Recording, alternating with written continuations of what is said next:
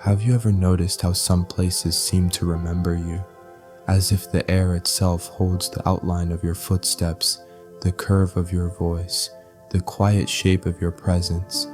There's a certain kind of evening, the kind that happens near the end of summer, when those places call you back. Tonight, I'd like to take you to one of them, a small wooden porch, painted white long ago, now worn to a silver gray by years of sunlight and rain. It overlooks a field where the corn sways in the last light of day, and a swing, slow, steady, moves in the warm breeze, even when no one is sitting there. Perhaps it's the kind of place you've known before, or maybe it exists only here, waiting for you. Either way, there's a seat for you on that swing, and the evening is just beginning. It is late in the day, and the light has taken on that tender quality it only seems to have near the end of summer. The kind of light that softens every edge, blurs the sharpness of things, and makes the world appear as though it has been resting for hours. Out beyond the porch, the fields stretch into a haze of gold and quiet green, the corn stalks swaying in slow conversation with the wind. Their voices are hushed, patient, as though they have been speaking this same language for generations, and will go on speaking it long after you have gone inside for the night. The porch boards beneath your feet are smooth from years of footsteps, bare and booted, passing over them. The grain of the wood is pale and warm, almost like the palm of an old friend's hand, the kind of hand that has held your own through every season. There is a faint creak when you shift your weight, and that sound too feels familiar, like a memory you didn't realize you were carrying until just now. The swing is waiting there, as it always has, hanging from two lengths of silvered chain.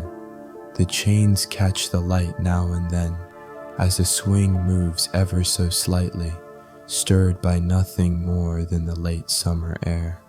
You ease yourself into it, feeling the way the wood curves gently beneath you, holding you as though it knows the exact shape of your body. Somewhere in the distance, a mourning dove calls, low and steady, a note that seems to settle into the very boards of the porch. Beyond that, there is the soft rustle of leaves from the old sycamore by the fence line. You can picture its branches reaching out over the grass, each leaf tipped in sunlight, each shadow stretched long across the ground. There is a smell in the air that you can't quite name at first, a mixture of dry hay, warm earth, and the faint sweetness of the apple tree behind the house. It is the smell of the season beginning to turn, though the days are still warm and the nights have only just begun to cool.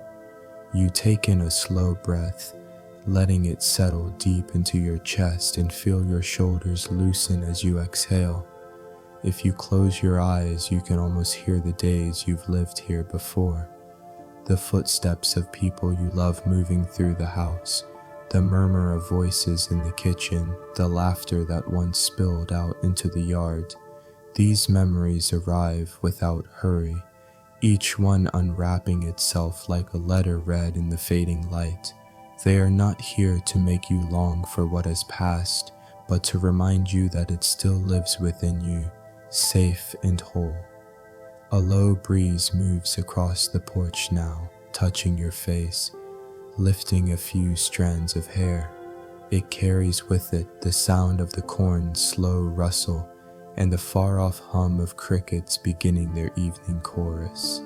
The world beyond the porch feels wide but not empty, full but not overwhelming, as though it has been arranged for your comfort alone. You let the swing carry you in its gentle arc, forward and back, forward and back. The rhythm begins to match your breathing, the air cool on your skin each time you drift toward the open field, warm again as you return toward the shelter of the house. The steady movement feels like something you have known since childhood, a quiet rocking that has always meant safety, always meant rest. Somewhere to your right, the screen door shifts just slightly in its frame, nudged by the same breeze that touches you now. You do not open your eyes to look. You know the door, the way it sits just a little off its hinges, the way it closes with a sigh rather than a snap. You know every sound of this place, and in knowing them, you find yourself loosening further, as though the air itself is keeping watch. The sky has begun its slow turning toward evening. The blue has softened, a deeper tone slipping in at the edges, and the first long shadows are reaching across the fields.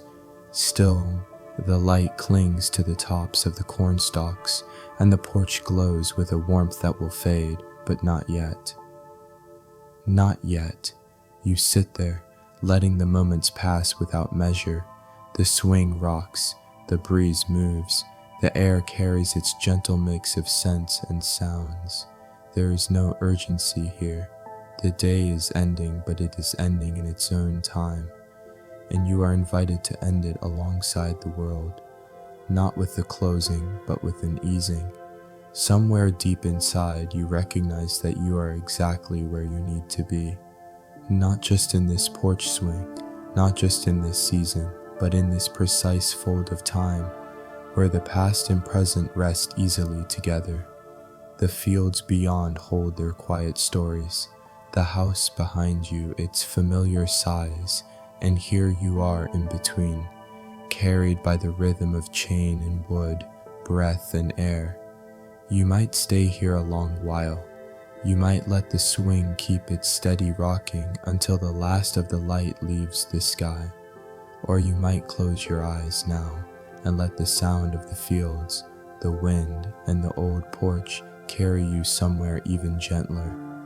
Wherever you go, this moment will be here when you return, warm, still, and waiting. The evening gathers itself without hurry, as if it has learned from the fields how to move only when the wind suggests it. From the swing you can see the whole front of the house, its white paint softened by years of summers like this one, each season leaving a thin, almost invisible veil of time over boards and windows and the small brass latch on the screen door. The house does not insist on anything. It simply stands there, faithful and unashamed, holding the day in its rooms the way a hand might hold water, gently enough to keep it from spilling too fast. Along the sill of the window to your left, there is a row of jars catching the last light, preserves from late July, amber and ruby suspended afternoon sunlight, peaches, a batch of blackberries that stained your thumbs for 2 days, and one jar with a handwritten label that says only mixed. That is how certain summers felt too. A little of everything, no need to sort it all out, enough sweetness to make you patient with the rest. The labels are in the same neat script that appears in the old recipe book kept in the kitchen drawer, the one with smudges of flour pressed into corners of its pages like small fingerprints of the past. You could open that drawer right now and find a folded scrap of paper with measurements that make more sense to memory than to mathematics. A good handful, a splash, until it looks right. The porch welcomes the evening with its gentle creaks. You learn, sitting there, that not all sounds are interruptions, some are invitations. The soft carring of the chain, the sigh of the screen door as a draft finds it, the small shuffle of dried leaves that last week's wind left in the corner where a broom and boots keep one another company. None of it asks for attention, and yet each thing belongs to the whole. A swallow passes under the eaves and speaks its brief syllable to the dusk. Farther out, the corn gives its whispering answer. Nothing presses. You are being read to by the place itself, and the book is long and generous. Inside, the hallway smells faintly of cedar and something warm. boards that have held heat all afternoon. A rug runs like a quiet river from the front room toward the kitchen, its braided colors faded in the right places, brighter where noon never quite reaches. On a nail near the door hangs a straw hat with a darkened band. You know the feeling of that band against your forehead, the way the straw scratches just enough to prove it is real. The hat has watched you through chores and good weather and small repairs that never made a fuss, tightening the hinge on the pantry, oiling the pump handle, sanding a splinter from the porch rail. There is a trust that grows between a body and a place when the work is honest and never rushed. You are not alone here, though no one else is on the porch tonight. The house holds people in the manner that a field holds rain, quietly, usefully letting what is needed sink down into the soil. There are names stitched into the edges of things if you look long enough. Initials on the underside of the table, a child's height chart penciled onto the door frame in the pantry, the pale circle on the kitchen counter where a vase once stood with zinnias. That summer you were busy and forgot they would still open, still turn their faces to the window, doing their part without complaint. You remember the smallest of those names, one that never got written on a form or spoken over a loudspeaker, a name kept safely in the house instead, like a red marble in a pocket, smooth and private. You think it, and the evening softens further, not sadness, not exactly, more like a tender accounting, the way you run a thumb over a familiar seam and know the garment is strong. You let the swing drift and return, drift and return. The sun slips lower and the angle of the light reaches under the porch table to gild a single slat, then moves on, blessing and moving on, as it has done since before this house was boards. In that light, dust becomes a constellation you can read by. Slow motes, tiny travelers with patient destinations. It is a mercy to watch something so small take its time. You breathe with it, unhurried, making a practice of doing nothing but noticing. Across the yard, the sycamore holds its wide leaves like the open hands of a large benevolent elder. The bark, pale, peeling, mottled as an old map, reminds you that beauty is often an accumulation of seasons rather than any single moment's show. Once, years ago, a summer storm trimmed one of its branches for you, and you carried the fallen limb to the woodpile. Not sad, not triumphant, just included in the tree's slow work of shape and growth. In winter, the sycamore's bones are clean against the sky. In late summer, it wears shade the way a choir wears sound, evenly, generously, not keeping any of it back for itself. From the kitchen comes the softest chime, a spoon settling in a glass you left in the sink to soak. The sound arrives as if it has traveled across a lake at dusk, one small ring widening into silence. You consider going in to wipe the counters or fold the towel that hangs like a small flag from the oven handle.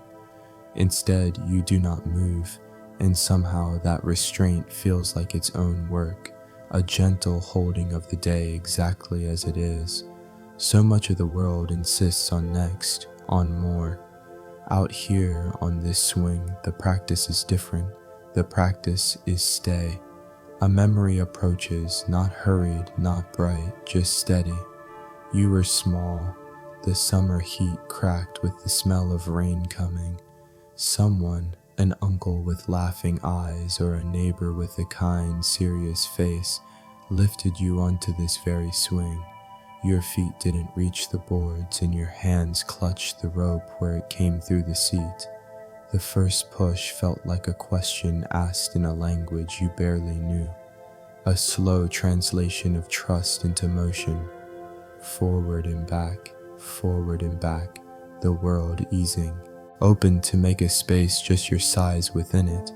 The adults spoke in low voices, the way people talk near sleeping children or barns at night. When the rain finally came, it struck the roof in bright coins, and you learned that the sound of a safe place in a storm is the sound of love doing its ordinary job.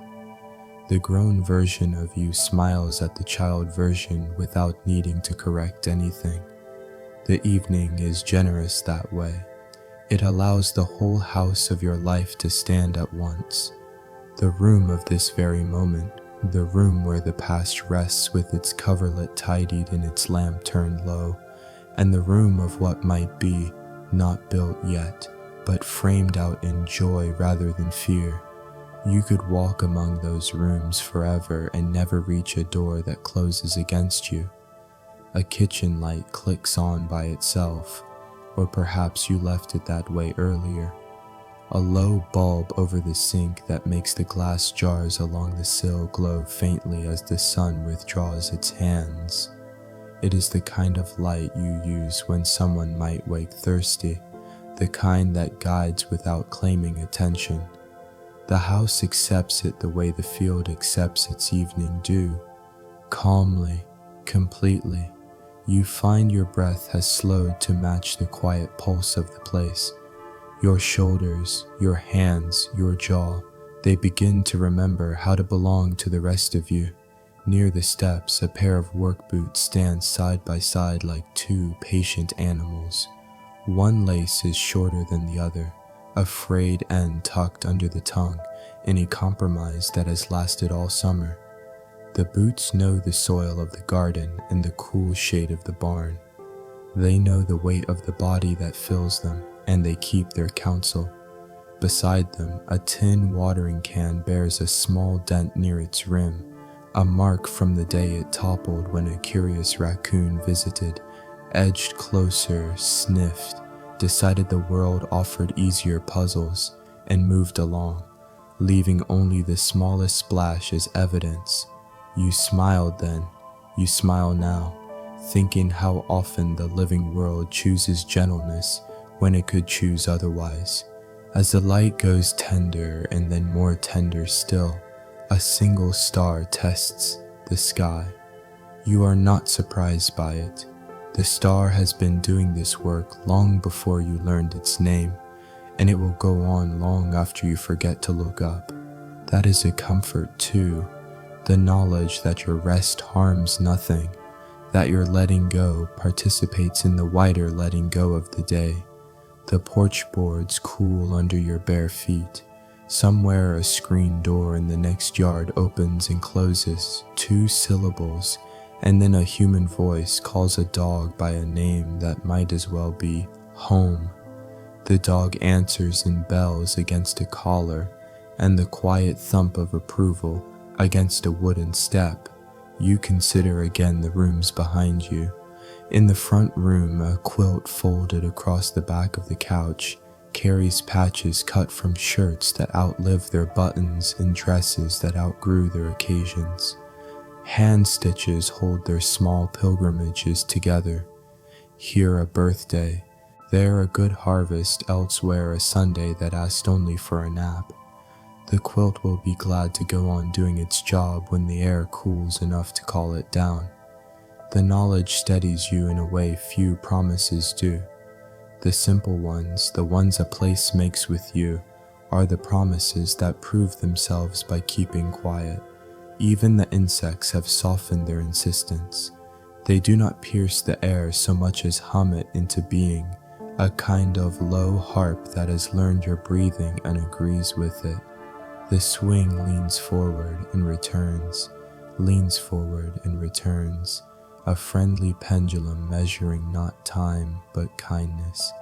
If you wanted to speak aloud, your voice would come out slower now, more willing to be mistaken for the wind. You don't speak. You rest inside the fact that nothing needs to be said for the world to continue blessing you. In the glass of the window nearest the door, your reflection has become a polite suggestion rather than an object. You are present, and you are also part of something larger. A doorway, a sky, a tree line, a roof that has kept the rain honest for longer than you can remember. You cannot tell where the house's edges end and your own begin. The thought doesn't trouble you.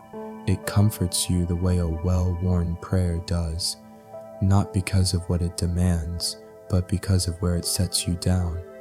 You reach one hand along the seat, finding the spot where the grain of the wood rises like a small wave. The rise is smooth as a story told many times and listened to each time as if it were new.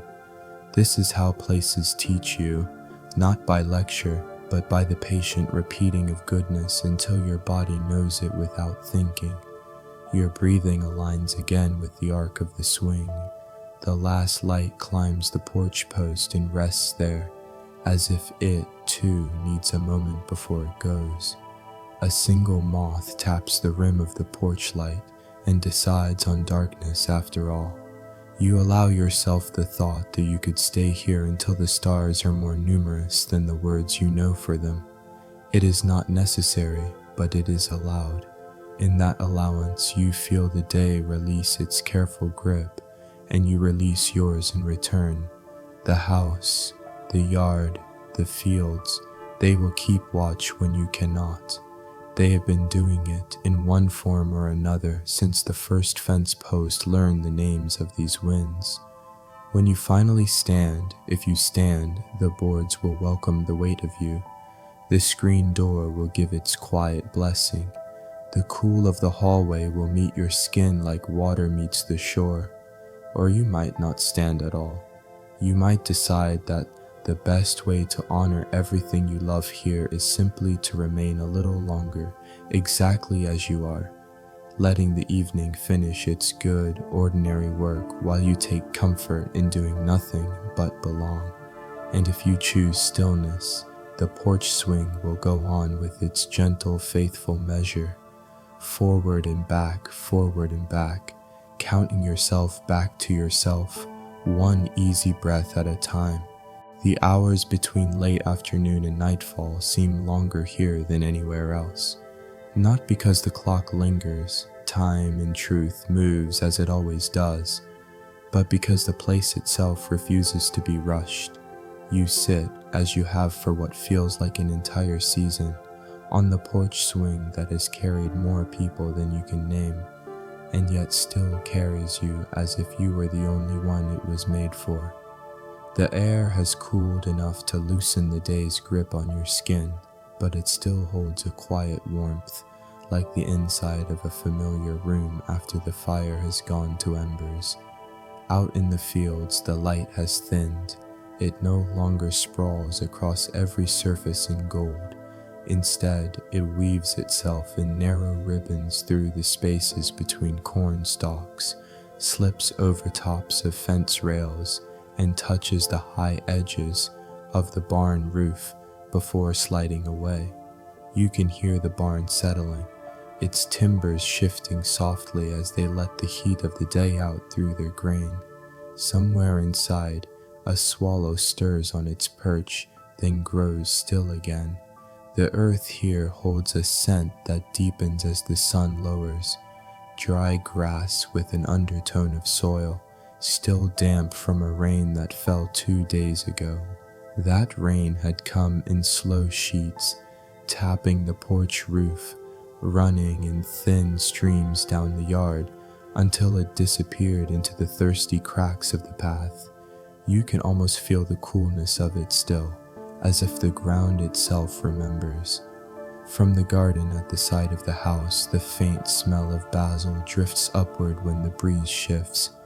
The plants lean slightly toward the fence, as if eavesdropping on the world beyond. Tomatoes hang heavy on their vines, the skin of each one stretched thin and taut, ready for the hand that will lift it. You recall, without meaning to, the taste of one still warm from the sun, its sweetness edged with the faint tang of earth. That memory settles in your mouth like a kindness that does not ask for anything in return. The swing moves in its slow arc, each chain giving a small, steady sigh. You can feel the rhythm in your chest as much as you hear it, a reminder that rest can be its own form of motion. Your fingers trail along the seat beside you, tracing the shallow grooves worn there by years of other hands, other pauses. Somewhere in those lines are stories you'll never know, yet you trust them, the way you trust a tree's rings to tell the truth about the seasons it has survived. A pair of crows passes overhead, their wings cutting dark shapes across the pale sky. Their voices are low, almost conversational, fading quickly as they turn toward the line of woods beyond the pasture. In that moment, you think about the distance between here and there, and how, in this light, it feels like the whole world could be walked in a single evening without ever leaving the comfort of home. Inside the house, a clock chimes the hour, its tone deep and deliberate. You do not count the strikes, the number does not matter. The sound itself is enough, a note that seems to reach out and rest its hand on the shoulder of the day, letting it know it has been seen, that it is done enough. On the far edge of the field, the sycamore tree stands like an old neighbor who has always known when to appear. Its leaves catch the faintest glimmer of the setting sun, each one shifting in small silver-green movements. You remember when that tree was smaller, when you could almost wrap your arms around its trunk. You had stood there one summer with a pocket knife, carving your initials low near the roots where the bark was still soft. The letters are likely swallowed now by the tree's growing skin, taken in as part of its own story. The air thickens with the sound of crickets beginning their chorus. At first it is just one or two, tentative, as though they are clearing their throats for an unseen audience. Then, gradually, others join, and the field hums with a steady, unbroken tone. The rhythm is hypnotic, a sound that has marked the end of every summer day you can remember. You lean back into it, letting it hold you in place the way a gentle hand at your back keeps you from drifting too far. The light from the kitchen spills faintly onto the porch now, touching the edge of your shoes. It is not bright enough to interrupt the gathering dusk, only enough to remind you that warmth waits inside if you need it. You picture the kettle resting on the stove, the soft click it will make when the water is ready. The thought of tea in a chipped mug, steam curling up into the dim light, feels like a promise you can collect later, without rush. From the direction of the road, a car passes slowly, tires whispering over gravel. You do not see the driver, but you imagine them tipping their heads slightly in acknowledgement of the house, as people here often do. That small gesture, wordless and easy, seems to say, "I know you, and I know you're here. It is enough." You let your eyes wander to the porch railing, where a small mason jar sits, catching the last scraps of sunlight. Inside is nothing but air, yet somehow it holds the look of something precious.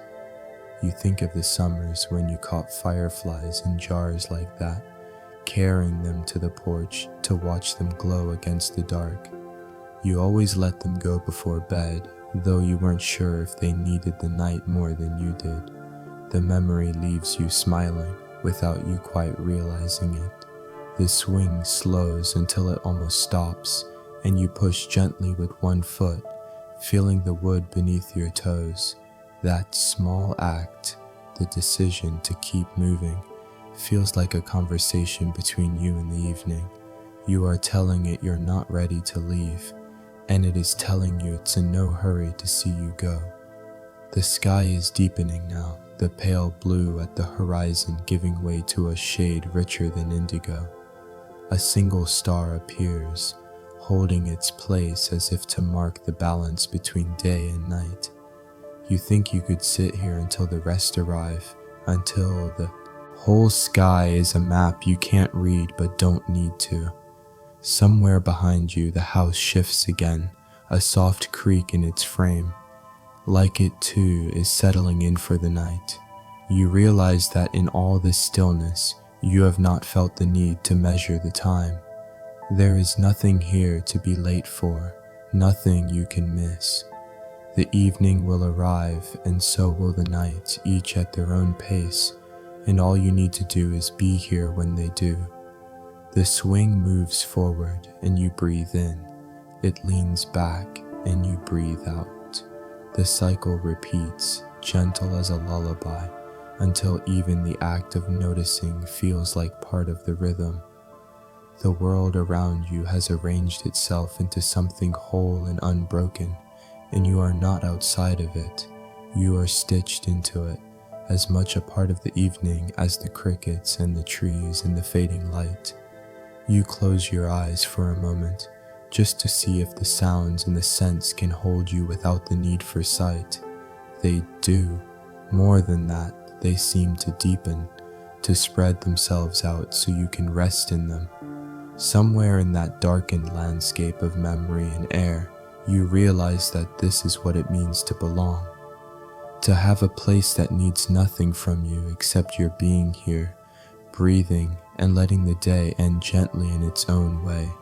And so you remain, the swing cradling your weight, the porch holding the swing, the earth holding the porch, all of it held in the quiet arms of a summer's end that has been waiting for you all along.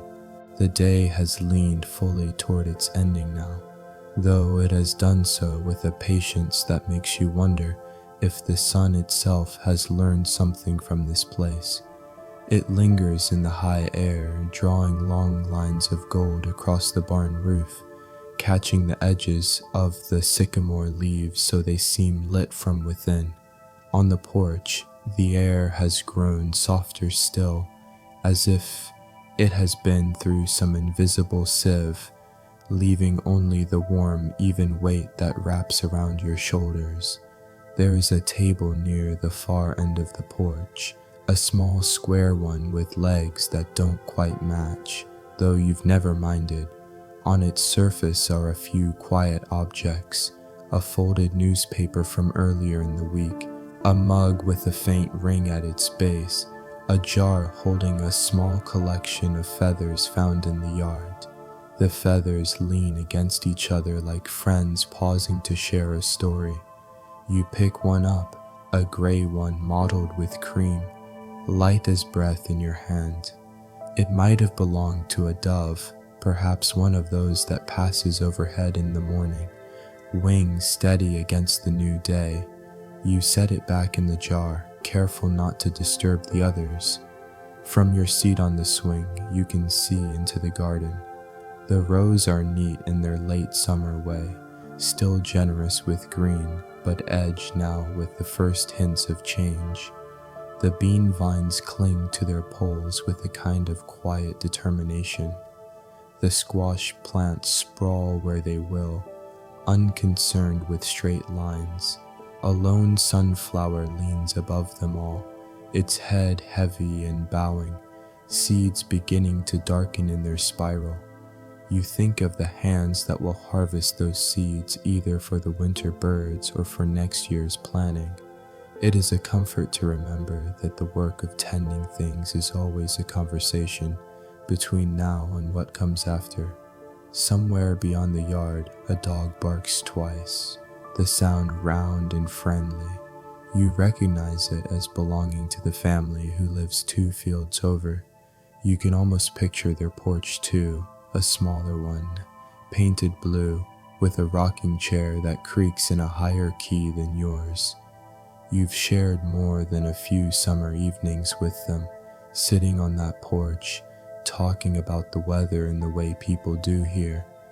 Not as idle chatter, but as a language for all the things you can't say outright.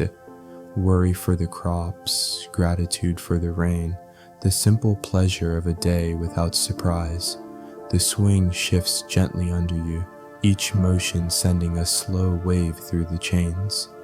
The sound blends with the chorus of crickets, steady now, unbroken.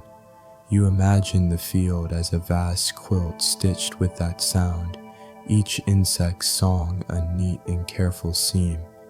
You are part of it too, your own breathing another quiet thread. The kitchen window is open, and the faintest scent of bread drifts through, though you didn't bake today. Perhaps it's only the memory of bread, how it smelled when your grandmother pulled a loaf from the oven, steam curling from its crust, the table already set with butter and honey. That scent belongs to more than just food. It belongs to every gathering where people's shoulders relaxed as they took their seats, where the talk slowed to match the rhythm of passing plates and refilling cups. A moth flutters near the porch light, its wings like scraps of parchment caught in an invisible current. It hovers, then drifts away, then returns again, as if undecided about which world to belong to. Watching it, you feel no urge to choose for it. The evening, after all, is generous enough to hold more than one kind of belonging.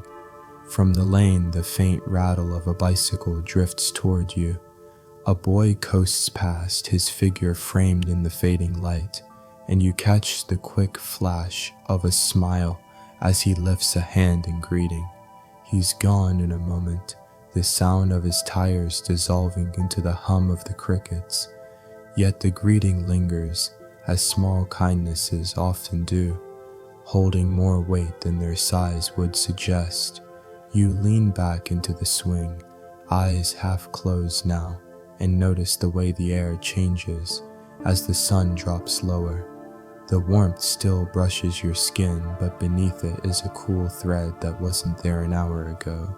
Somewhere nearby, a night insect clicks softly, the sound like a bead falling onto a wooden floor. Another answers from the far side of the garden, the two of them trading their small, unhurried notes. Your gaze drifts to the porch railing, where a vine has begun its slow climb. You didn't plant it, it simply appeared one spring, winding itself upward with quiet persistence. Now it wraps around the rail as though it belongs there, its leaves catching the last of the day's light. You think about how many things in life arrive that way, without fanfare, without permission asked, and how often those are the very things that stay. The light has shifted again, slipping from gold into something softer, the color of worn linen. The first few fireflies blink in the yard, their light brief but certain. You follow each one until it disappears, only to find another in a different corner of the dusk. It is an old habit, this watching, and it carries you back to the nights when you chase them with the jar in hand, determined to catch just one more before bed. Even then you let them go before the night was over, knowing without being told that they were meant for the dark. The world narrows to the slow creak of the swing, the crickets hum, the way the air gathers itself around you. The porch, the yard, the fields, they feel like pages in a book you have read so often you no longer need the words. You can close your eyes and still see it all. The curve of the sycamore's branches, the uneven boards of the porch floor, the way the corn leans toward each other as though they are sharing secrets. It occurs to you that this is the work of evening, not to close the day abruptly, but to lay it down gently, folding its hours into place so that when you wake, the shape of them will still be there. You imagine the day itself settling into rest, its hands empty now, its breath even. You match your own breath to that imagined rhythm, letting it slow until you are not sure where your breathing ends and the evening's begins. And then you stop thinking about it at all. You simply sit, and the sitting is enough. The swing rocks forward, back, back. The air moves over your skin in soft layers.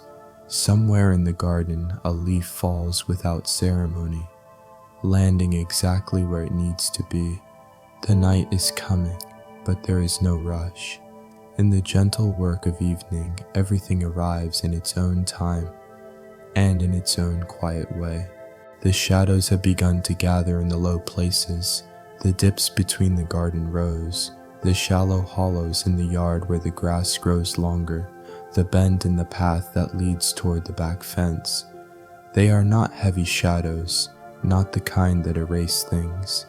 Instead, they soften what they touch, smoothing the sharpness from the edges of the day. The light that remains is a pale gold that leans toward silver, the sort that makes everything, every blade of grass, every flake of paint on the porch rail, look as if it belongs to a memory rather than to this exact moment. From where you sit on the swing, the porch itself feels like a small island between two worlds, the fading brightness before you and the warm lamp-lit rooms behind you. You have no need to choose between them. The swing moves slowly enough to belong to both at once, carrying you forward into the open air and back again toward the safe, steady walls of home. A faint rustle comes from the garden, not urgent, just the ordinary sound of something living going about its evening. It might be a rabbit slipping between the rows, or perhaps one of the barn cats making its rounds.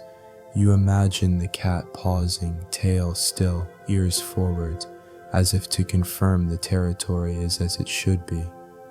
The thought is reassuring that even in the small hidden corners of this place, there is watchfulness and care. The sycamore's leaves lift in a breeze you can barely feel, their undersides catching the last strokes of sunlight. That breeze carries a coolness now, and with it a trace of the creek that runs beyond the far field. If you close your eyes, you can almost hear the water moving over stones, the way it has for years, unchanged by the weather of any single day. That sound, imagined or real, folds itself into the other sounds around you. The steady whir of crickets, the occasional note of a bird settling for the night, the soft sigh of the swing's chains as they shift in their hooks. You notice on the small table beside you a book left open from earlier. Its pages lift slightly at the corners, stirred by the same breeze that moves the leaves. The print is small, the kind that invites you to lean close, to take your time. You remember reading these same lines on another porch, years ago, at a different house, but under the same kind of light. The words then were a comfort, and they are still. Though you have read them enough times to know them without looking, there's something to be said for that kind of familiarity, how it allows the mind to rest instead of reaching. The first bat of the evening skims low across the yard, quick and certain in its flight. You watch it until it disappears against the darker edge of the sky. Soon there will be more, though they will come quietly, their presence more felt than seen. This is the hour when the visible world begins to make room for the invisible, when you sense as much as you see. Somewhere in the distance, a neighbor's screen door closes with that hollow clap unique to summer houses. You can almost picture the glow from their kitchen window, the quiet voices inside, the knowledge that others are out there, tending their own small corners of the night, adds to the feeling that this place, this time, is part of a larger pattern, one you don't need to understand to be comforted by. The garden, now half in shadow, seems to hold its breath. The basil leaves no longer lean toward the sun but curl slightly inward, keeping their scent close. The tomatoes rest in their clusters, their weight bending the vines just enough to remind you that soon it will be time to gather them. Even the soil looks settled, its dark surface smooth except for the faint tracks of a bird that passed through earlier in the day. On the porch, the boards beneath your feet have cooled, though they still give back a trace of the day's warmth when you press your toes against them. That warmth mingles with the cooler air around your ankles, a small reminder of the balance that evening keeps, the holding on and the letting go. Your eyes drift to the railing, where the vine that climbed it in summer's first weeks has now reached the top. Its tendrils curl in tight spirals, each one a record of the quiet work of growing. You think about how that work happened without your noticing, how much of life is like that, shifts and changes that carry on just beyond the edge of your attention, until one day you look up and see how far they've come. The first fireflies appear earlier tonight, their light small but steady in the dimming air. They blink and vanish, as if exchanging signals across the yard. You follow one for a moment, watching it drift near the garden fence before disappearing into the grass. There is no rush to find it again. You know another will appear soon enough, and then another, until the whole yard is dotted with their quiet lanterns. The swing carries you forward, then back, its motion matching the cadence of your breathing. Forward, the garden in shadow, the fireflies rising. Back, the warm glow of the house, the faint smell of wood and bread drifting from within. You are held between them, balanced in the easy rhythm of movement and rest. Somewhere in the kitchen, something shifts. A chair leg against the floor, the gentle click of glass against wood. These sounds travel differently in the evening, softer, more rounded, as if the air itself has taken on a gentler shape. You imagine stepping inside, the familiar weight of the door in your hand, the welcome of the room that knows you well enough to need no explanation. But for now, you stay here, letting the porch hold you in its quiet way. The horizon has begun to blur, the line between field and sky less certain than it was an hour ago. That uncertainty feels right for this time of day, as though the world is reminding you that not everything needs sharp edges. Some things are meant to be left undefined, to be felt rather than named. A single star appears, faint but insistent, in the east. You watch it until your eyes find a second, and then a third, each one taking its place in the whitening dark.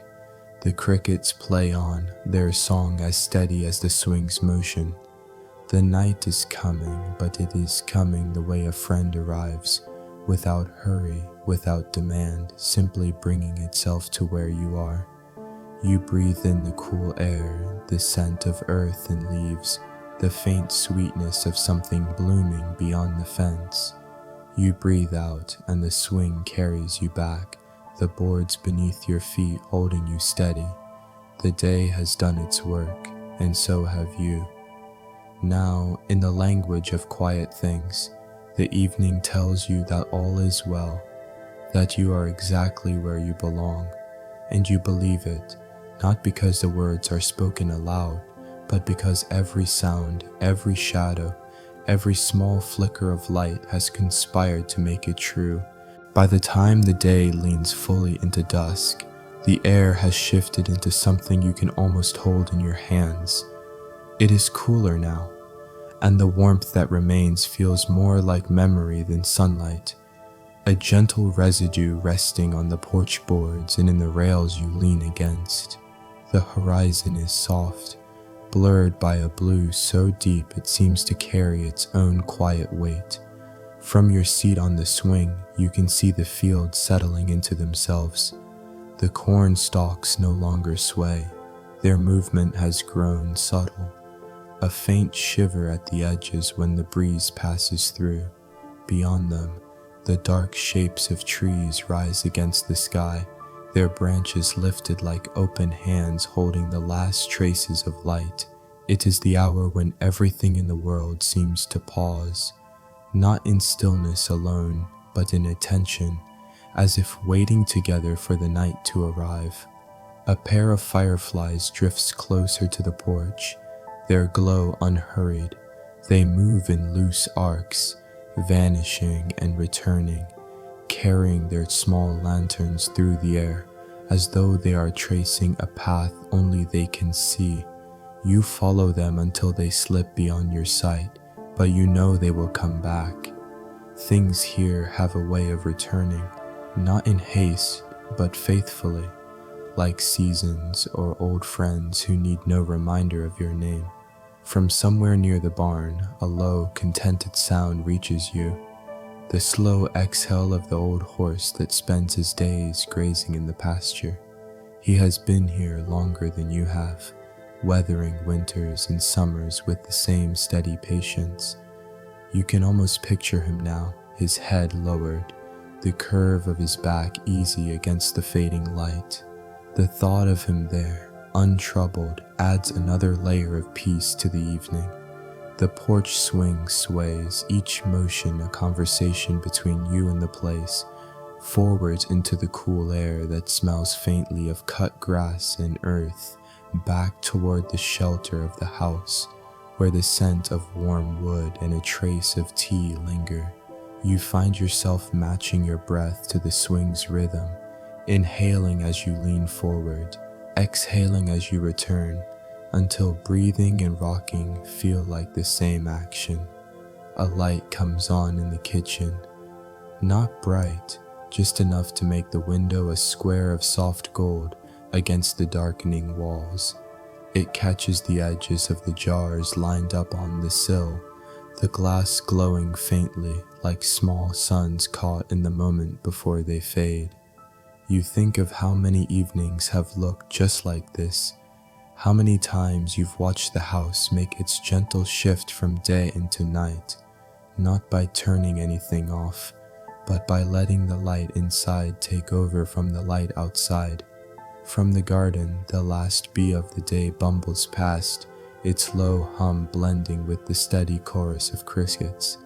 It disappears toward the far fence, and you imagine it returning to its hive, carrying with it the day's work, ready to rest until morning. You take comfort in knowing that every living thing here is finding its way toward rest in its own time. A small sound draws your eyes downward, just a tap of a moth's wing against the porch post. It lingers there, still as paper, before lifting off again into the dim air. Its presence reminds you that night is not a void, but another kind of fullness, filled with creatures and movements that belong to its hours. The first stars begin to show themselves, not all at once, but in a slow gathering, as if they had been walking toward this place from far away. You look for the ones you know, the familiar shapes your eyes have traced for years, and when you find them, it is like recognizing a voice in the dark. A neighbor's laughter drifts across the fields, faint and easy, softened by the distance. It doesn't reach you in words, but it doesn't need to. Its warmth carries just fine without them. It folds into the night's other sounds, the creak of the swing, the wind through the grass, the occasional chirp from the hedgerow, and becomes part of the larger conversation the land is having with itself. Your thoughts wander to evenings long ago when the porch was crowded with voices and the swing had to be shared. You can almost feel the press of a shoulder against yours, hear the rise and fall of familiar stories told again, just for the comfort of their telling. Those voices are quieter now, some gone altogether, but their shape remains here in the way the porch seems to expect them, the way the swing still leaves space for more than one. You reach down to touch the boards beneath you. They are cool now, though here and there a patch of warmth lingers. You think about how many seasons they've endured, summer rains, winter snow, the slow green return of spring, and how they have held every footstep without complaint. The boards do not choose which moments to remember. They keep them all, the light ones and the heavy ones alike, and in doing so, they have become steady enough to hold you now. The swing eases forward, then back, and for the first time today, You feel no pull from the hours ahead. The night can take its time. There's nothing here to hurry toward, nothing to rush away from. Even your breathing has slowed to match the pace of this place. Each inhale deep and easy, each exhale carrying away the last threads of the day's weight. The light in the kitchen glows a little brighter now against the deepening dark. It feels less like a signal to come inside than a quiet assurance. The house is ready whenever you are. You might rise in a moment, step inside, wrap your hands around a warm mug and watch the night through the glass. Or you might stay here, letting the swing cradle you in its slow, faithful rhythm, listening as the last bird calls fade and the night takes its rightful place. Either way, you know this. The evening has given you its gift, not in grand gestures, but in the slow offering of its peace, in the way it has gathered the day's scattered pieces and set them gently in order. And now, in this cool, silver air, you can simply be, held in the quiet certainty that everything here is as it should be. By now, the light has thinned to the color of an old letter, pale and soft, the kind you can read only if you hold it close. The porch holds this light gently as if it knows it will not last long and wants to make the most of it.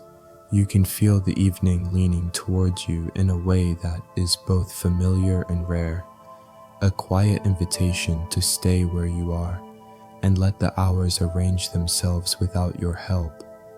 The air has taken on a new weight, not heavy, but full of the scents that seem to arrive only when the day is almost done. Somewhere beyond the barn, someone must have cut hay earlier, because the smell of it drifts in now and then, mingling with the damp sweetness that comes from the creek. You breathe it in and it feels like you are breathing in a memory, though you cannot name whose it is or when it happened. The swing moves under you, slow and sure, each arc a reminder that some motions are meant to be repeated forever.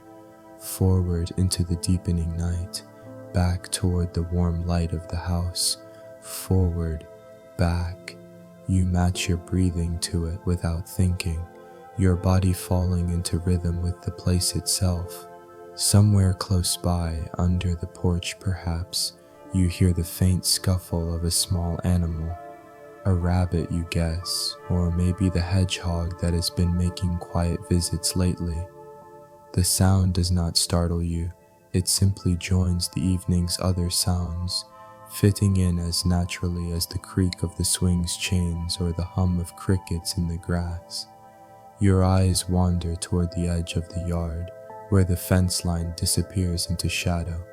There is a gate there, old, leaning slightly to one side, its latch worn smooth from years of opening and closing. You remember crossing through it on summer evenings long ago, a child following the slow steps of someone older. You remember how the grass would brush against your legs, how the air felt cooler once you passed into the field.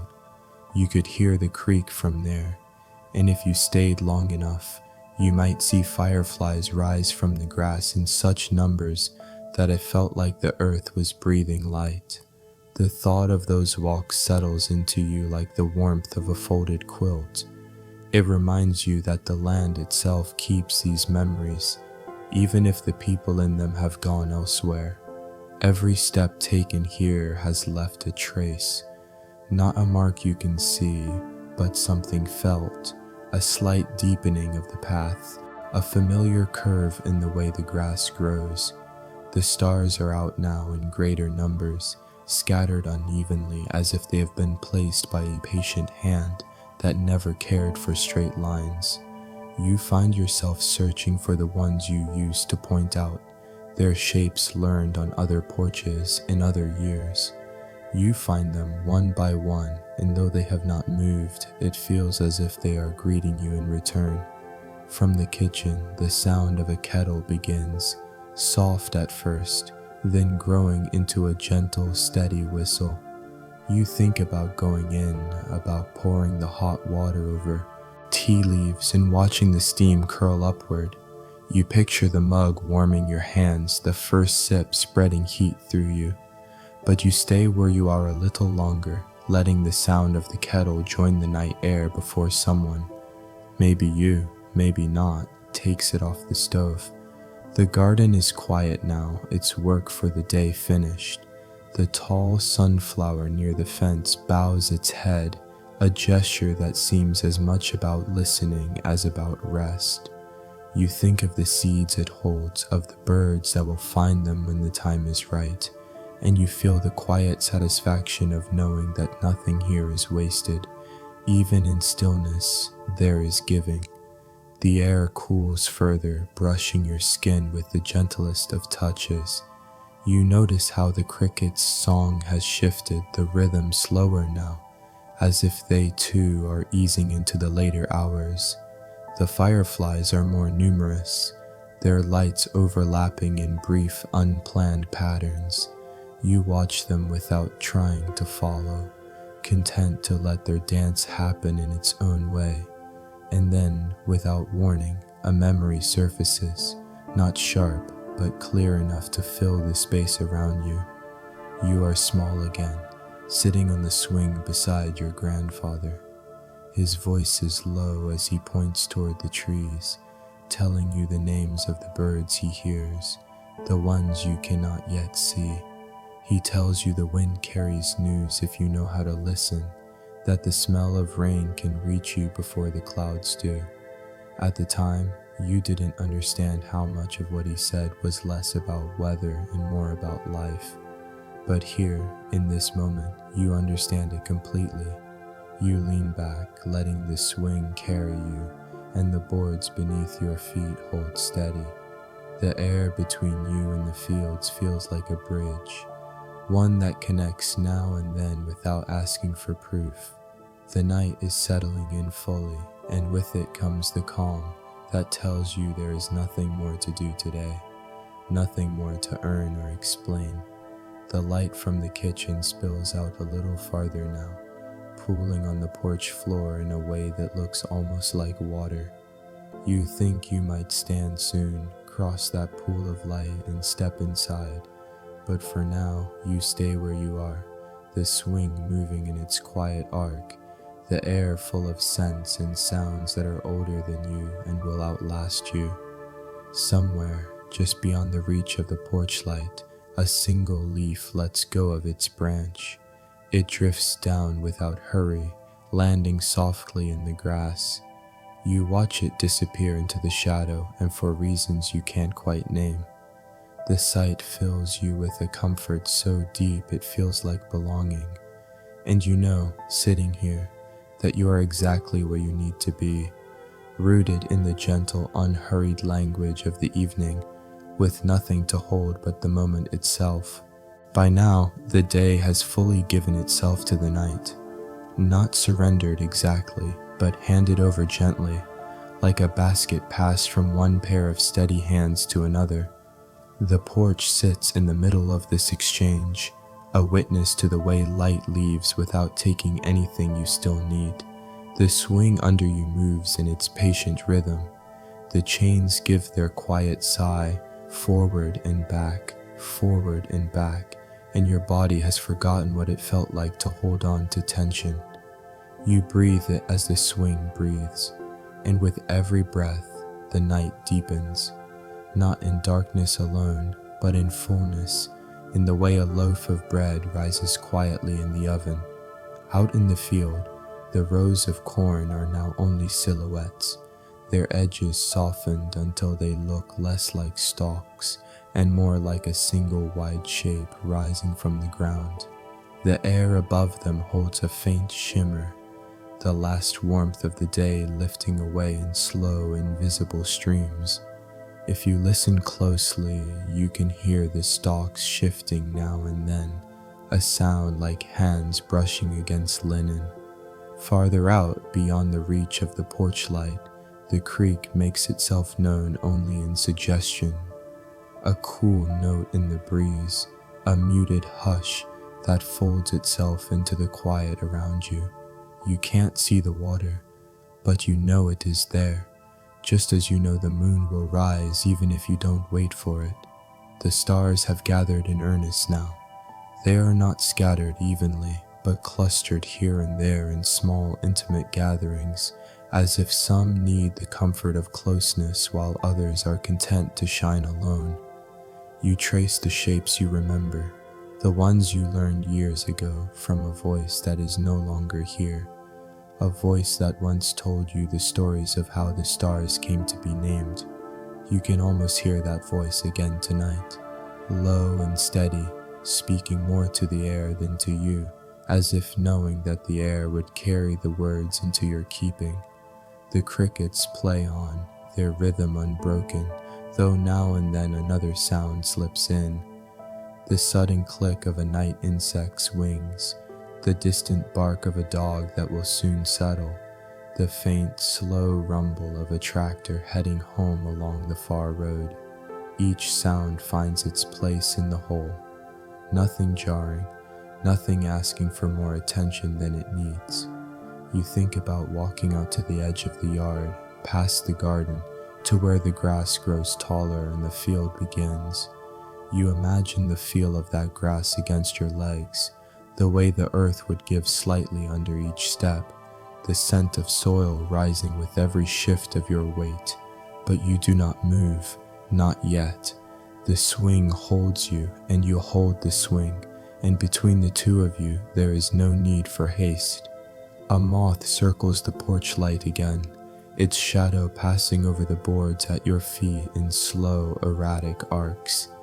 It lands on the rail for a moment, wings closed as if considering whether the light is worth another try. Then, without fuss, it lifts into the dark, its small body vanishing into the larger movement of the night. The thought comes to you, how much of life is like this night?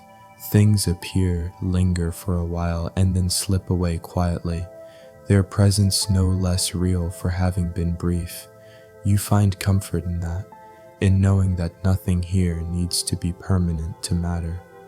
The air has cooled enough that you think of a blanket, one of the woven ones kept in the front room. You picture it folded over the back of the couch, its color softened by years of washing, edges frayed in the way that comes only from use, never neglect. It would be easy to fetch it, to wrap it around your shoulders and let it hold the warmth the day has left behind. But for now, the night air is enough. Its coolness a reminder that you are awake, present in this exact moment between seasons. Somewhere beyond the garden, an owl calls. The sound is low and certain, a voice made for the dark. It does not repeat itself right away. It waits, giving the night a chance to answer in its own time. When the call comes again, it is from farther off, as if the sound itself has taken a slow walk down the fence row. You lean back against the swing, eyes half closed, letting the shapes of the yard and the field rearrange themselves without your help. The garden, the fence, the trees, all of them are where they have always been, but in this light they feel closer together, as if the night is pulling them in to keep them warm. The light from the kitchen spills onto the porch in a gentle rectangle, its edges soft where it meets the boards. You can hear the faint sound of a chair being moved, a cup placed on a table. The house is alive in its quiet way, holding space for you whether you are inside its walls or here on the swing. And you realize this is what makes the night here different from anywhere else. It does not demand your attention. It does not need you to name every sound or scent or shift of air. It simply makes room for you, the way a well-worn path makes room for every foot that follows it, no matter how many have come before. You take another breath, and it feels like the easiest thing you've done all day. The field, the porch, the house, the night, All of them breathe with you, and for a while, you let yourself believe that this will last forever, not in the way that means it will never change, but in the way that means it will always return again and again whenever you are ready to sit here and let it. The thought of the creek has been with you since the first cool note of its presence drifted in on the evening air. It is not a loud thought, not the kind that insists you get up and follow it immediately. It's more like the steady pull of a memory, soft, patient, and certain that you'll come when the time is right. From the porch swing, you can almost see where the path begins, just past the edge of the garden. It's nothing more than a narrow trail worn by years of footsteps, boots and bare feet alike, each one pressing the soil down a little more, each one leaving something behind without taking anything away. The grass grows thinner there, and in the last light of the evening it glows faintly, as if it remembers all the sunsets it has led people toward. You rise slowly, letting the swing ease to a stop. The boards under your feet are cool now, and the air meets you with the faint scent of water carried on it. You step down into the yard, your shoes brushing through the grass, and the sound is gentle enough to become part of the night's music. It takes only a few steps before the house feels farther away, not gone, not out of reach, but set a little apart, like a book you've marked your place in so you can return to it later. The path curves softly, following the lay of the land. To your left, the garden is a darker shape against the field, its neat rows resting under the watch of the sunflower by the fence. You pass the gate, the latch cool in your hand, and for a moment you pause to remember all the times you've stood here before. Some evenings you came this way to fetch water for the garden, other times simply to walk off the heat of the day. Tonight, you come for no reason other than to be here. The field opens itself to you as you step through. Even in the dim light, you can see the familiar shapes, the slope of the hill, the way the corn rows bend slightly where the soil dips. The earth under your feet is firm but giving, and each step seems to take you deeper into the quiet. Above, the stars are more visible now, free from the soft glow of the porch light. They look close enough to touch if you only reached high enough, though you know they are far older and farther away than you can imagine. As you walk, the sound of the creek grows clearer. It's not rushing tonight, just a steady conversation between water and stone. The rhythm of it is familiar, like the voice of someone you've known so long you can recognize them in the dark. You follow that voice until the grass gives way to the packed earth of the bank, and there it is, the same curve of water you have visited in every season. The creek is narrow here, just wide enough to catch the light of the stars in broken fragments. Small ripples carry those lights downstream, and for a moment you watch as the stars seem to drift away in the current. The water smells clean, edged with the faint mineral scent of stone and the green trace of plants that grow along its edges. You crouch down, resting a hand on the damp earth, and feel the way the coolness seeps into your skin. A frog calls from somewhere near the far bank.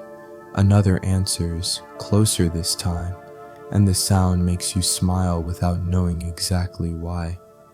There is something about this place that feels unchanged by the years, as if the creek has kept its promise to be here whenever you return, to keep speaking its language whether or not you are there to listen. You stay a while, not counting the minutes. Now and then a leaf drifts onto the surface of the water, its slow spin carrying it toward the bend.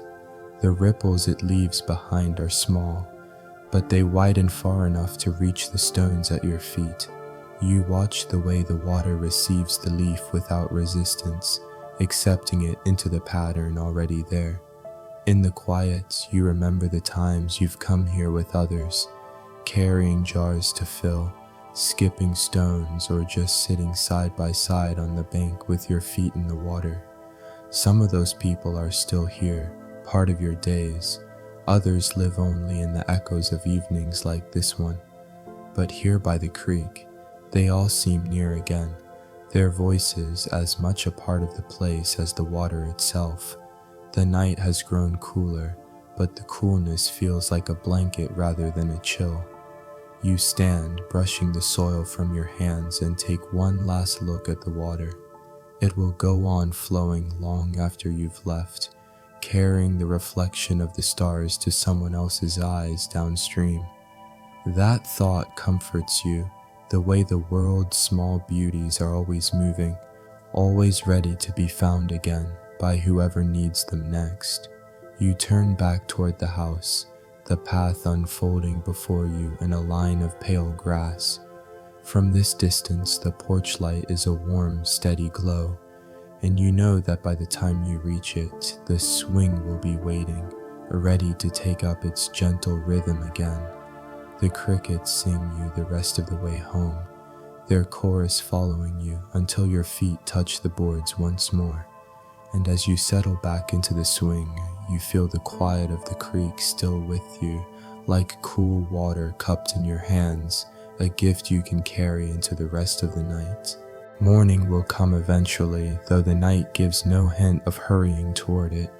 You've returned from the creek, the damp coolness of its air still resting lightly on your skin, and as the swing rocks beneath you again, your eyes drift toward the darker shape beyond the house. It is the orchard, the quiet corner of the land that has been here longer than your own memory. The orchard does not call to you in words, but in presence. Even from the porch, you can sense the way it stands together. A small gathering of trees, their branches touching like friends leaning close to share something meant only for them. You know their shapes well enough to recognize them even in this deepening dark.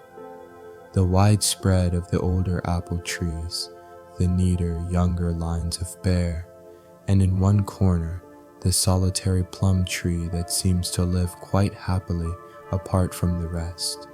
The air shifts, carrying the faint sweetness of ripening fruit.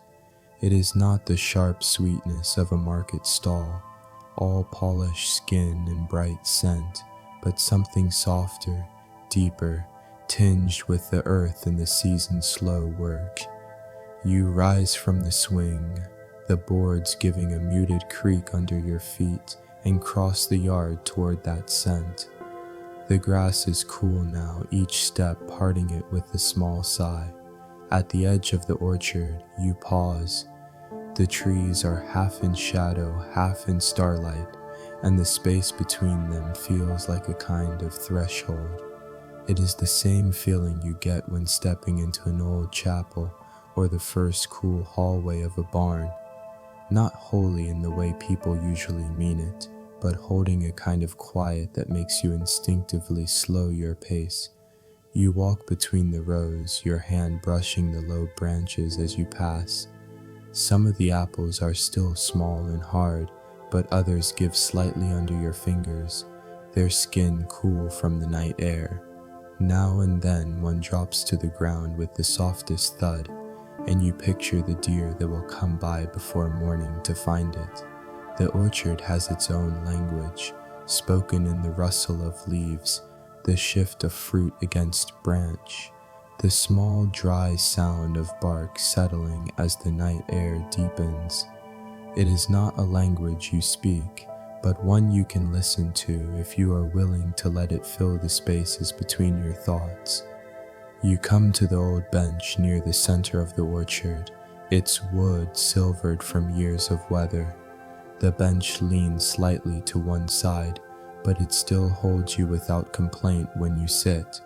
From here, you can see the roofline of the house over the tops of the nearer trees, its windows holding their quiet squares of light. That view alone is enough to make you feel both far from and close to home at the same time. A breeze moves through and the leaves respond in a single long whisper.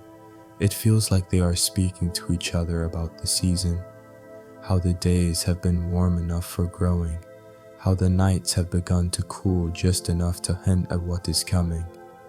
The trees do not seem worried about that change. They have done this before, many times. They know that the work of summer is not undone by the arrival of autumn, only carried forward in another form. You remember helping to pick apples here years ago. The ladder would wobble slightly on the uneven ground, and you would steady it with one hand while reaching for the fruit with the other. The apples were cool in the morning, warm by afternoon, and by evening the air in the kitchen would be thick with the smell of them, peeled, sliced, laid out for pies or simmering slowly into sauce. That scent would drift through the house long after the light had gone, and you would fall asleep with it clinging gently to your hair and clothes. Tonight the orchard is still, except for the occasional plink of an apple dropping into the grass. It is a sound so soft you might miss it if you weren't listening for it. You let the silence wrap around you, noticing the way it has weight and shape here among the trees. The ground beneath your feet is uneven, softened by years of fallen leaves returning to soil. A small shape moves at the edge of your vision. A rabbit, pausing mid-step as if deciding whether you are worth noticing. After a moment, it continues on its way, slipping under the low branches and vanishing into the shadow beyond. You are glad it did not run. There is a trust in that small decision, and you feel quietly honored to have been given it. The stars are high now, and in the spaces between the branches you can see them clearly. They seem closer here than they did at the creek, as if the orchard itself lifts you toward them. You lean back on the bench, letting your gaze rest there for a while, and the minutes pass without you needing to keep track of them.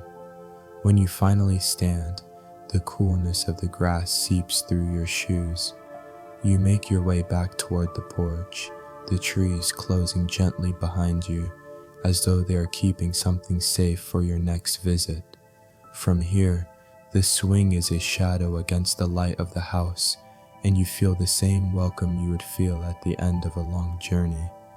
Though the distance has been short, the return carries the comfort of coming home. You sit again, the swing taking up its slow, familiar rhythm. The scent of apples lingers faintly on your hands, and the memory of the orchard moves quietly in you, as if it has found a place to rest for the night. The boards under your feet, the chains above your head, the field, the trees, the house, all of them are part of the same whole, and you are in the center of it, safe within the circle the night has drawn. The swing moves beneath you with the same patient rhythm it has kept since you first sat down this evening. The orchard's quiet still lingers on your hands, a faint sweetness mixed with the cool, damp scent of grass. The house is just behind you, warm in its light, and before you is the open stretch of night. It is here, in this small space between the two, that you notice the details that have been here all along. The quiet companions of the porch.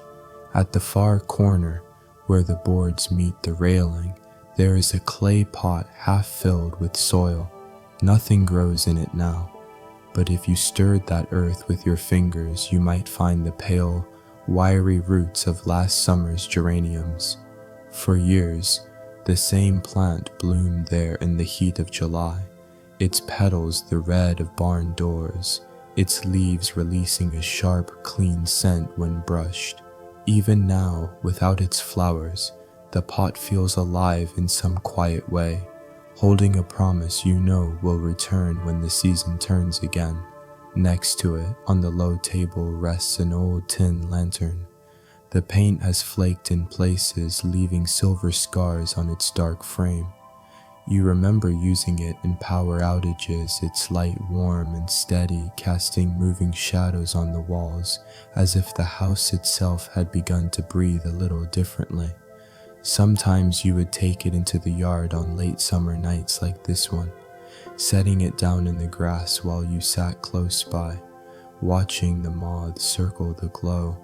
There was always something calming about the way they arrived, without hurry, without concern for anything beyond the small sun the lantern offered them. On the porch rail, someone once carved initials into the wood. They are faint now, the grooves worn soft by rain and years, but if you trace them with your fingertip, you can still feel the shape of each letter. You know whose hands made those marks.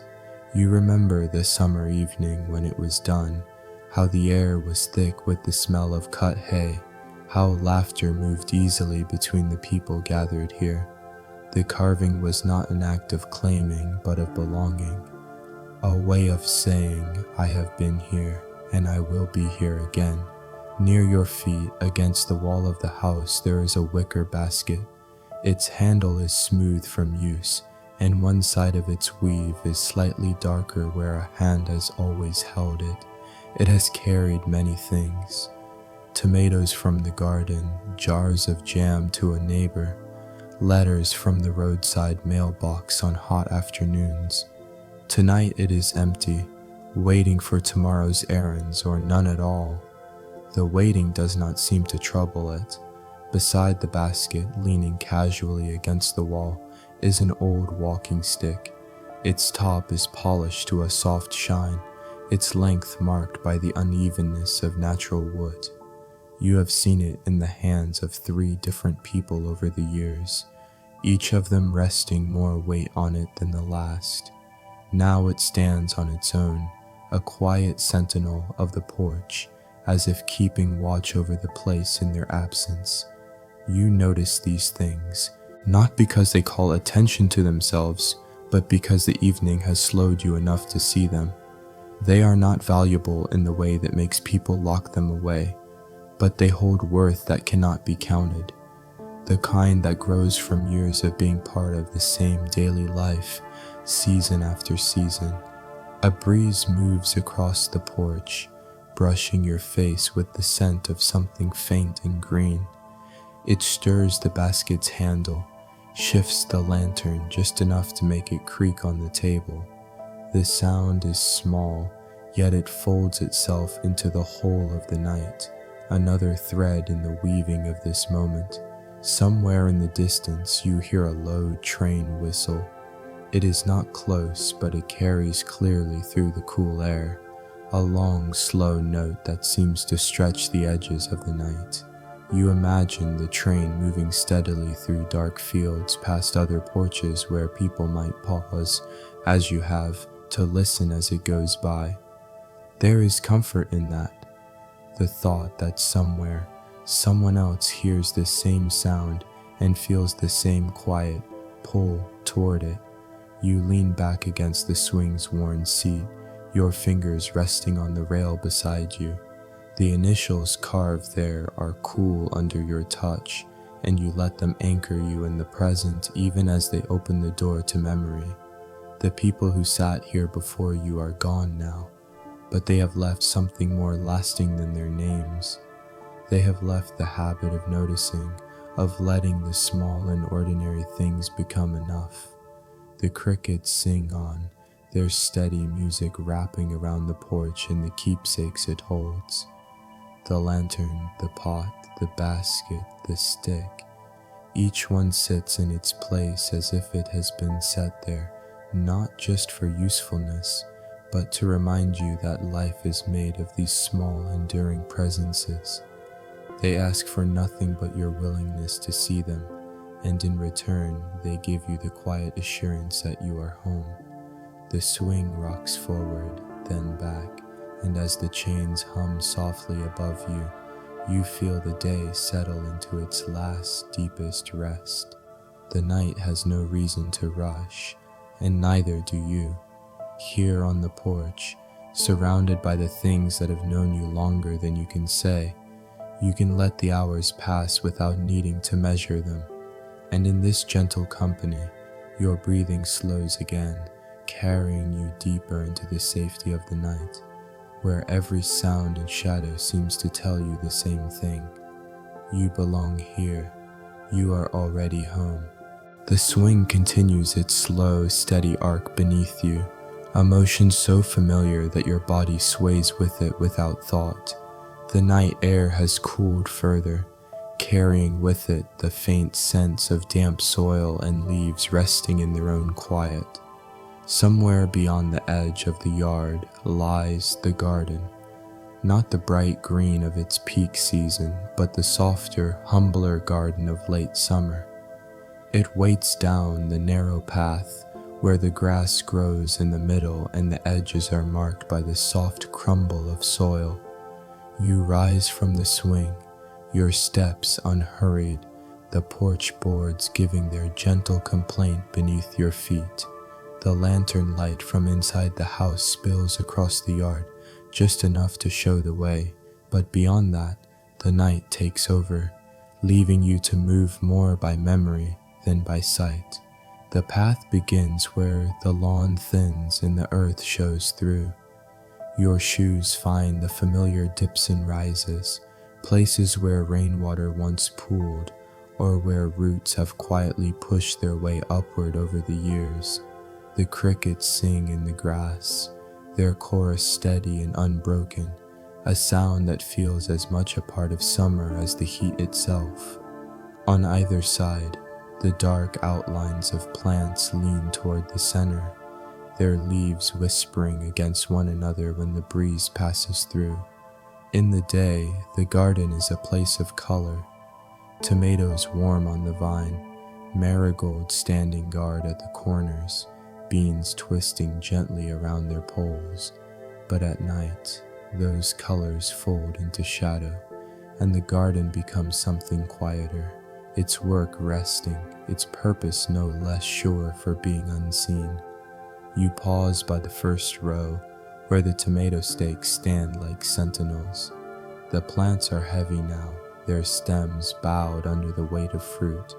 Even in the dark, you can catch the faint, sharp scent of them, a green smell, touched with the sun that ripened them earlier in the day. One or two still hold the warmth of afternoon, as if the heat had settled deep into their skins and decided to stay.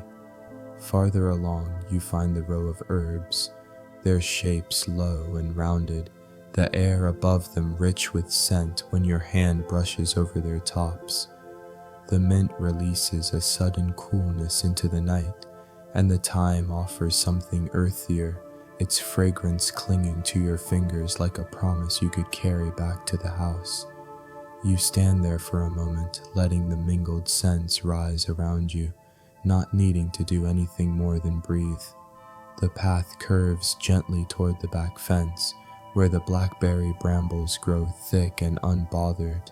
Their canes arch overhead, forming a kind of rough gateway, and you remember summer afternoons spent here, the warm sun on your back, the sweet-stained fingertips after picking.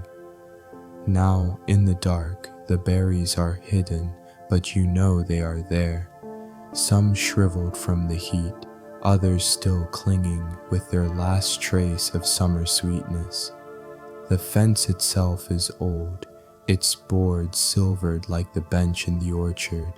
A few lean slightly as if time had nudged them, but never quite managed to push them over. Beyond it lies the open pasture, but tonight your steps stop here.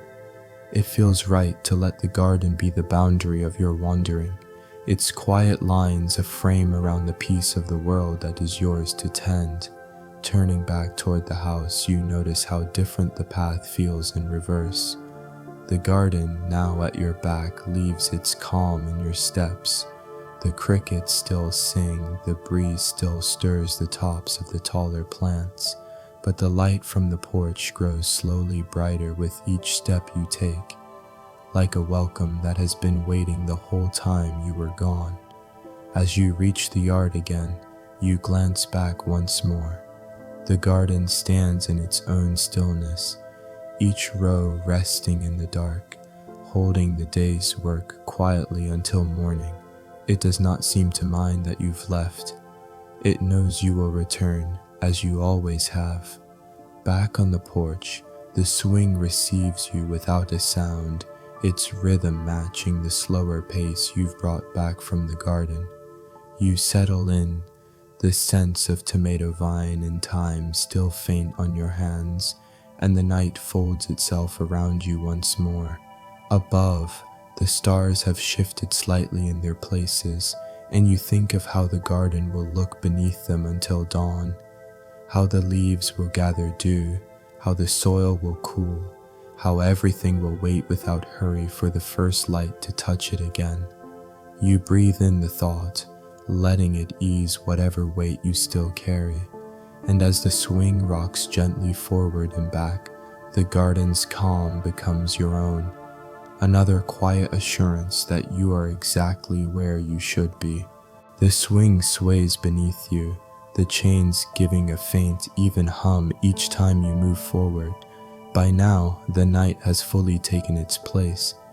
It has settled into the yard, into the spaces between the fence posts, into the folds of the hills beyond.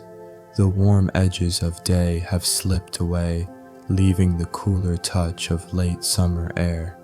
There is a stillness in this hour that feels almost deliberate, as though the world has agreed to quiet itself for a while.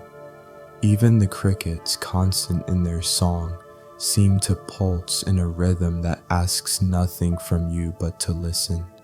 Your gaze drifts to the far end of the yard, where an old willow tree leans toward the earth.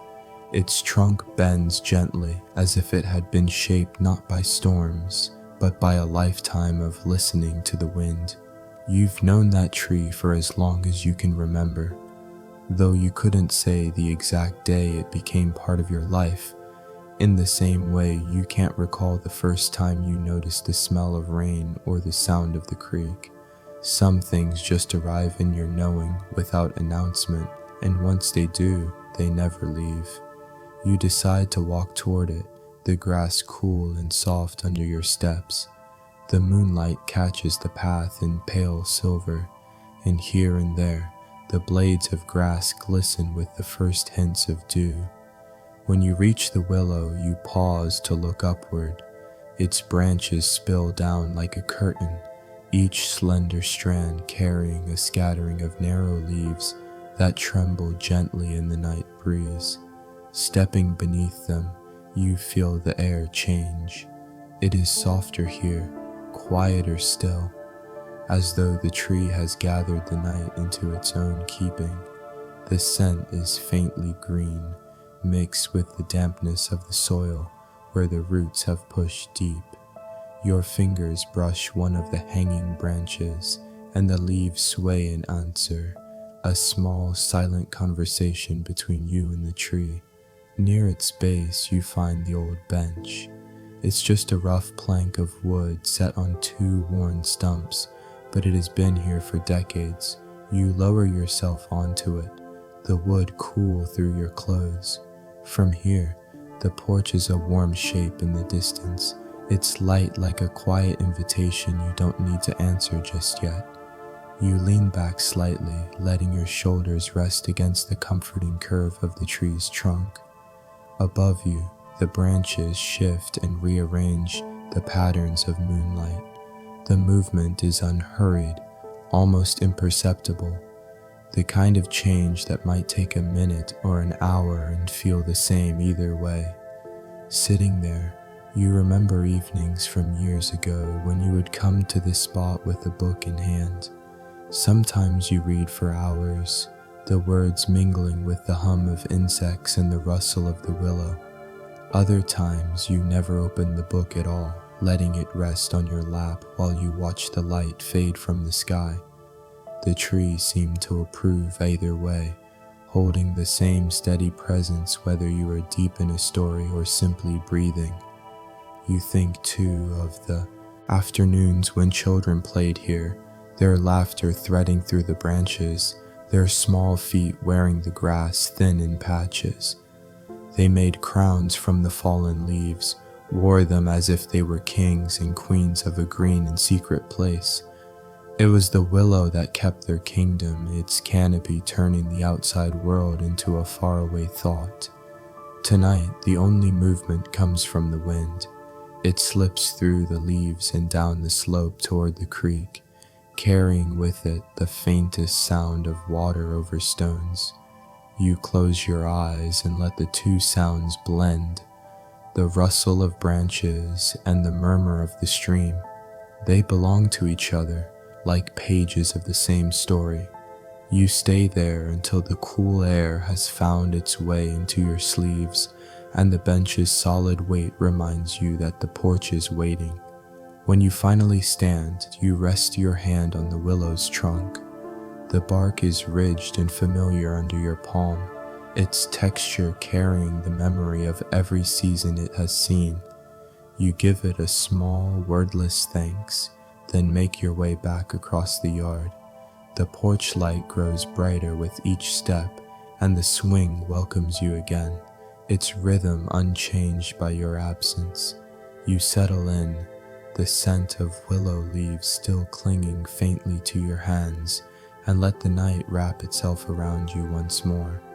The moon is higher now, its light spilling silver across the field beyond. Somewhere between the quiet of the porch and the shelter of the willow, you feel a kind of peace settle in, the deep, steady kind that does not need to be named to be real. And in that peace you breathe a little deeper, as if the night itself had reminded you of something you'd nearly forgotten, that there is always a place and a time where you can simply be, and that, for now, is more than enough. The porch swing holds your weight as if it had been expecting you to return. The chains give their familiar low hum, and the wood beneath you is warm in places where the day's sunlight has lingered. From here, the house looks like it has always looked in late summer evenings. Windows open just enough to let the night air slip inside, the gentle glow of lamps making each room seem as though it is breathing quietly. You notice a faint golden light spilling from the kitchen window, and the sight carries you into a memory without asking permission. Not a sharp memory, but the kind that drifts in softly, like the smell of bread baking somewhere down the road. It must have been years ago, perhaps decades, though you can't quite measure it. The kitchen then was much the same as it is now, the same wooden table in the center, its surface marked with scratches that each have their own quiet story. The floorboards were already smooth from years of footsteps, and the old stove hummed its gentle heat into the room. You remember a late afternoon in August. The air outside had been heavy and slow, but in the kitchen there was a certain kind of coolness, a shade pulled low enough to keep out the sharpest edge of the sun. You had come in from the porch, your arms filled with tomatoes from the garden. They were still warm against your skin, and their scent, earthy, sunlit and full, rose around you as you set them down. Someone, you can't quite recall if it was your mother, your grandmother, or perhaps a neighbor, was at the counter, a wide bowl in front of her, her hands working with a steady patience that felt like the rhythm of the whole house. She glanced over her shoulder and smiled, the kind of smile that held no rush, no expectation, just a simple gladness of having you there. There had been bread cooling on the sideboard, its crust dark and fragrant, a small cloth draped over it to keep the flies away. The scent had filled every corner of the kitchen, weaving itself together with the tang of the tomatoes and the faint sweetness of basil from the garden. Outside, the crickets had begun their evening chorus, and the sound drifted in through the open window like an old familiar song. You remember leaning against the counter, watching her hands move, the knife slicing cleanly through the tomatoes, the juice pooling in the bowl, the basil leaves torn gently, never cut, so their scent would be stronger. It was not a recipe written anywhere, just a way of doing things that had been passed along without words. In that moment, there had been no thought of time, no need to hurry the tomatoes into jars or the bread onto the table. The whole room seemed to understand that the evening would arrive in its own way, and that there was nothing you could do to make it come sooner or later. It was enough to be there, to hear the steady slice of the knife, to smell the mingling scents, to feel the coolness of the counter under your hands. Back, on the porch, you let the memory linger, the swing's gentle motion carrying you through it once more. It strikes you that the kitchen still holds those same quiet hours, even if the faces have changed and the years have shifted. The table is still there, the floor still creaks in the same places, and when the tomatoes come in from the garden, they still carry that same warm scent. The night air stirs again, bringing with it the faintest trace of basil from the garden below. You breathe it in, and for a moment, the memory and the present sit together, as if they had always belonged to the same evening. You close your eyes and hear the kitchen sounds in your mind. The scrape of the knife, the low hum of the stove, the soft rustle of cloth being lifted from cooling bread, and in that quiet space between then and now, you find yourself smiling, the same way she once smiled at you. The swing moves, slow and steady, and you let the memory settle where it belongs. Not gone, not held too tightly, but simply part of the home that still waits for you at the end of every day. The swing sways beneath you for a while longer, its rhythm like the slow breathing of the evening itself. But there's a restlessness in your legs, a gentle kind, not the kind born of worry or unease. It's the sort that comes from knowing the night is wide and full, and that just beyond the porch, the village waits in its familiar quiet. You rise slowly, your hand brushing the wooden arm of the swing as if to tell it you'll be back. The porch boards creak under your weight, and when you step down onto the packed earth path, the air feels a touch cooler than it had an hour ago. Somewhere above, the moon hangs in its silver patience, casting long shadows of the sycamores across the yard. You take the path that leads past the garden gate, its latch worn smooth from years of hands pressing it open. The tomatoes rest in their beds now, leaves curled inward for the night, while the beans climb in quiet determination toward the last stretch of trellis. A moth flutters by your shoulder, its pale wings catching the lamplight for the briefest moment before it disappears into the dark. The lane into the village is a ribbon of gravel and dirt, and each step crunches softly underfoot. On your right, the cornfield rustles, a sound like whispered conversation between neighbors leaning over a fence. The smell of earth and dry stalks rises up as you walk, carried on the faintest breeze drifting from the open spaces beyond. The houses you pass are modest, each with their own small porch or stoop, a chair or two set out for the kind of evenings when you simply sit and watch the world exhale. Some windows glow with the soft amber of oil lamps or low electric bulbs, and you can almost imagine the lives unfolding inside. Someone finishing a book by the kitchen table, someone else folding laundry still warm from the dryer. Near the edge of the square, you pass Mrs. Whitaker's bakery.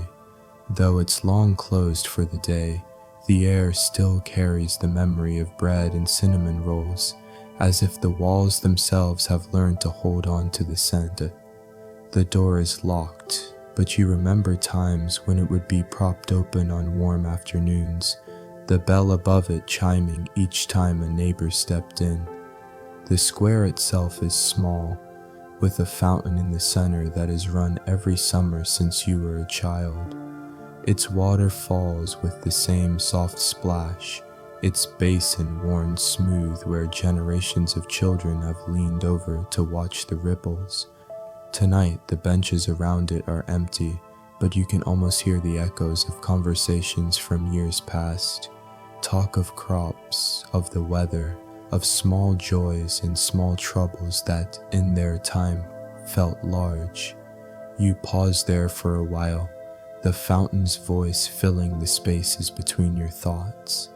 The moonlight glints on the surface of the water, turning each ripple into a fleeting silver thread. Somewhere in the distance a dog barks once, then the night closes in again, soft and whole. The road that curves back toward home passes by the old schoolhouse.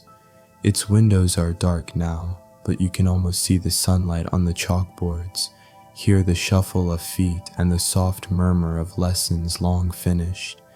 A swing set still stands at the edge of the yard, its chains rusted, the seats faded, yet you remember the feeling of your hands on those same chains, your feet kicking into the air as if the sky might take you. By the time you reach your own gate again, the porch light is a warm, steady glow in the distance. It feels good to come back, to know that the world outside is as gentle and steady as the one inside your home. You push open the gate, the hinges giving their familiar sigh, and follow the path through the yard. The swing is waiting, its seat cool now under your hands. You sit, letting the last of the night air wash over you, and listen to the village settling even further into its quiet. The crickets resume their chorus. The cornfield whispers to itself, and somewhere in the distance the fountain keeps on speaking in its soft, unhurried way. It strikes you sitting there that this is what it means for a place to hold you, not with grand gestures or constant noise, but with the simple assurance that it will be here tomorrow, and the day after that, and for as many summers as you choose to come home. The porch swing welcomes you back as though no time at all has passed since you rose from it earlier. Its boards are cool now beneath your legs, and the chains sway with a soft groan that matches the measured rhythm of your own breathing. You rest your hands on the smooth armrests, their wood worn by decades of palms, and look out at the yard where the summer is quietly beginning to let go. It's the kind of evening that holds the weight of a season's last breath, when you can sense autumn waiting just beyond the tree line, but summer hasn't yet loosened its fingers entirely. The air is rich with scents you've known your whole life, dry grass warmed through by the day, the faint sweetness of overripe pears fallen to ground, and that cool mineral edge that slips in from the creek when the nights start to lengthen. You find yourself thinking back to a day, one particular afternoon, from many years ago when the summer had been as full as it could be, and yet there was that same quiet turning in the wind. You must have been no more than a teenager then, and the porch looked much the same as it does now, though the boards were fresher, the paint less weathered, and the vines along the railings were still learning their paths. It had been late August, and you'd spent the morning in the orchard, gathering windfall apples into a wooden basket your father had built. The apples had been mottled, some bruised from their tumble, but their scent was bright and green, filling the air as you walked back toward the house. Your mother had been on the porch that day, sitting with a bowl in her lap, paring apples in long, curling ribbons that never broke until they fell into her hand. The small knife flashed in the sunlight, its blade catching on the soft fibers of the fruit only for a moment before sliding clean. She worked without hurry, talking now and then about nothing in particular. The way the rain barrel was nearly full from last week's storm, or how the barn swallows had built their third nest above the window frame. The kitchen had been warm with the smell of cinnamon and pastry that afternoon. Inside, the oven ticked softly to itself, and you could hear the clink of measuring spoons against the countertop. There was a pie cooling near the window, its crust golden and slightly uneven, the way pies turn out when they've been made by hand instead of by recipe. Flies hummed lazily at the screen, and the breeze carried in the sound of crickets rehearsing for the evening. Later, you had carried the pie down the lane to the neighbors. The path was shaded in places by oaks and maples, and the dust rose in little puffs around your shoes. You remember the feel of the pie tin, still warm through the cloth you had wrapped it in, and how you had to tilt it carefully to keep the filling from shifting. The neighbors had been out on their own porch, rocking slowly in chairs that looked as if they had belonged to the house for generations. They greeted you not with surprise, but with that steady welcome reserved for people you've known forever. You'd shared the pie there, each slice cooling in the open air, and the conversation had wandered from nothing to everything. Weather, gardens, family, all woven together in the kind of talk that needs no conclusion. As you sit on the swing now, the memory comes not in sharp detail, but in the steady warmth of it. The way the day felt whole and unhurried, as if time had been willing to stretch just a little so you could carry it with you into the years ahead. The night around you deepens, the trees growing darker against the pale wash of the sky. Somewhere, the first leaves are loosening their grip, drifting down to rest on the porch steps. You hear the sound of one skimming lightly against the boards before it settles.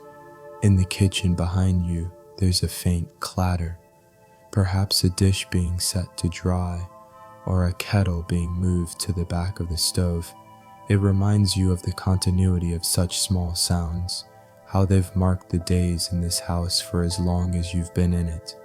You let the swing carry you in its slow arc, and in the distance a barn owl calls, its voice low and patient, as if it too has been keeping watch over the turning of the seasons. The coolness of the night settles a little deeper into your skin, but it's not unwelcome. It feels like the quiet hand of autumn resting gently on your shoulder, a reminder that each season gives way in its own time, and that you've lived long enough to see the beauty in that giving. You breathe in once more, the scent of the pears and the faint spice from the kitchen wrapping around you, and you stay there, still, unhurried, part of the porch, the swing, and the long, slow evening. Morning comes softly, without any sharp announcement. It arrives the way a whisper might, carried in on the gentlest draft through the open window. You stir in your bed, not because of any urgency, but because there's a new kind of light in the room, a light that belongs only to the earliest days of autumn.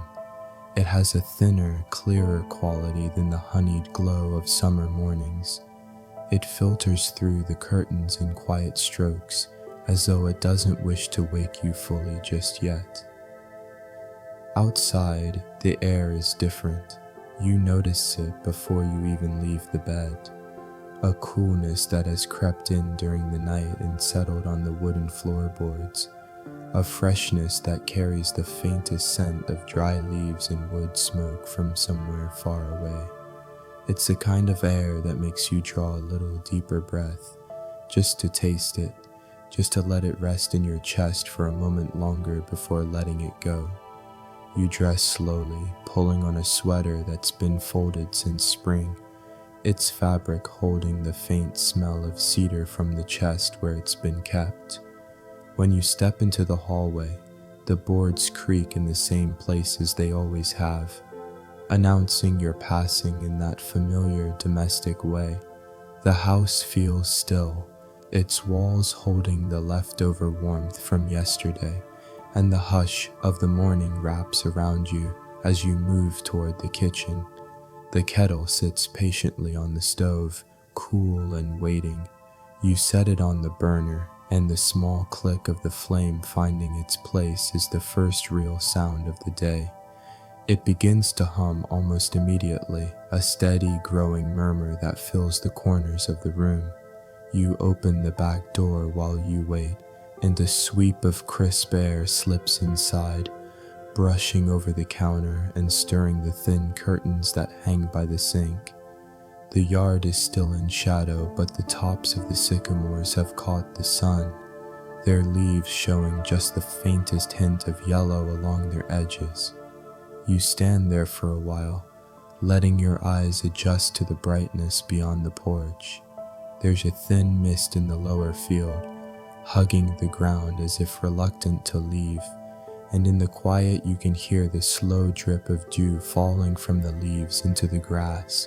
Somewhere in the distance a cow calls low, and you think of the pasture on the far side of the hill, where the animals will soon be wandering toward the fence to greet the day.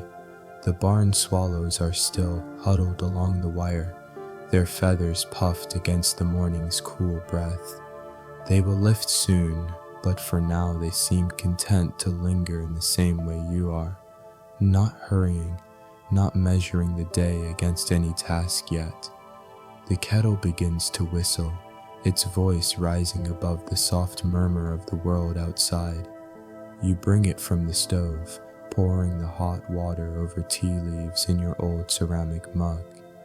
The steam rises, bringing with it the earthy fragrance that feels like it has always belonged to mornings in this house. You wrap your hands around the cup, feeling the heat seep into your fingers, and carry it out to the porch.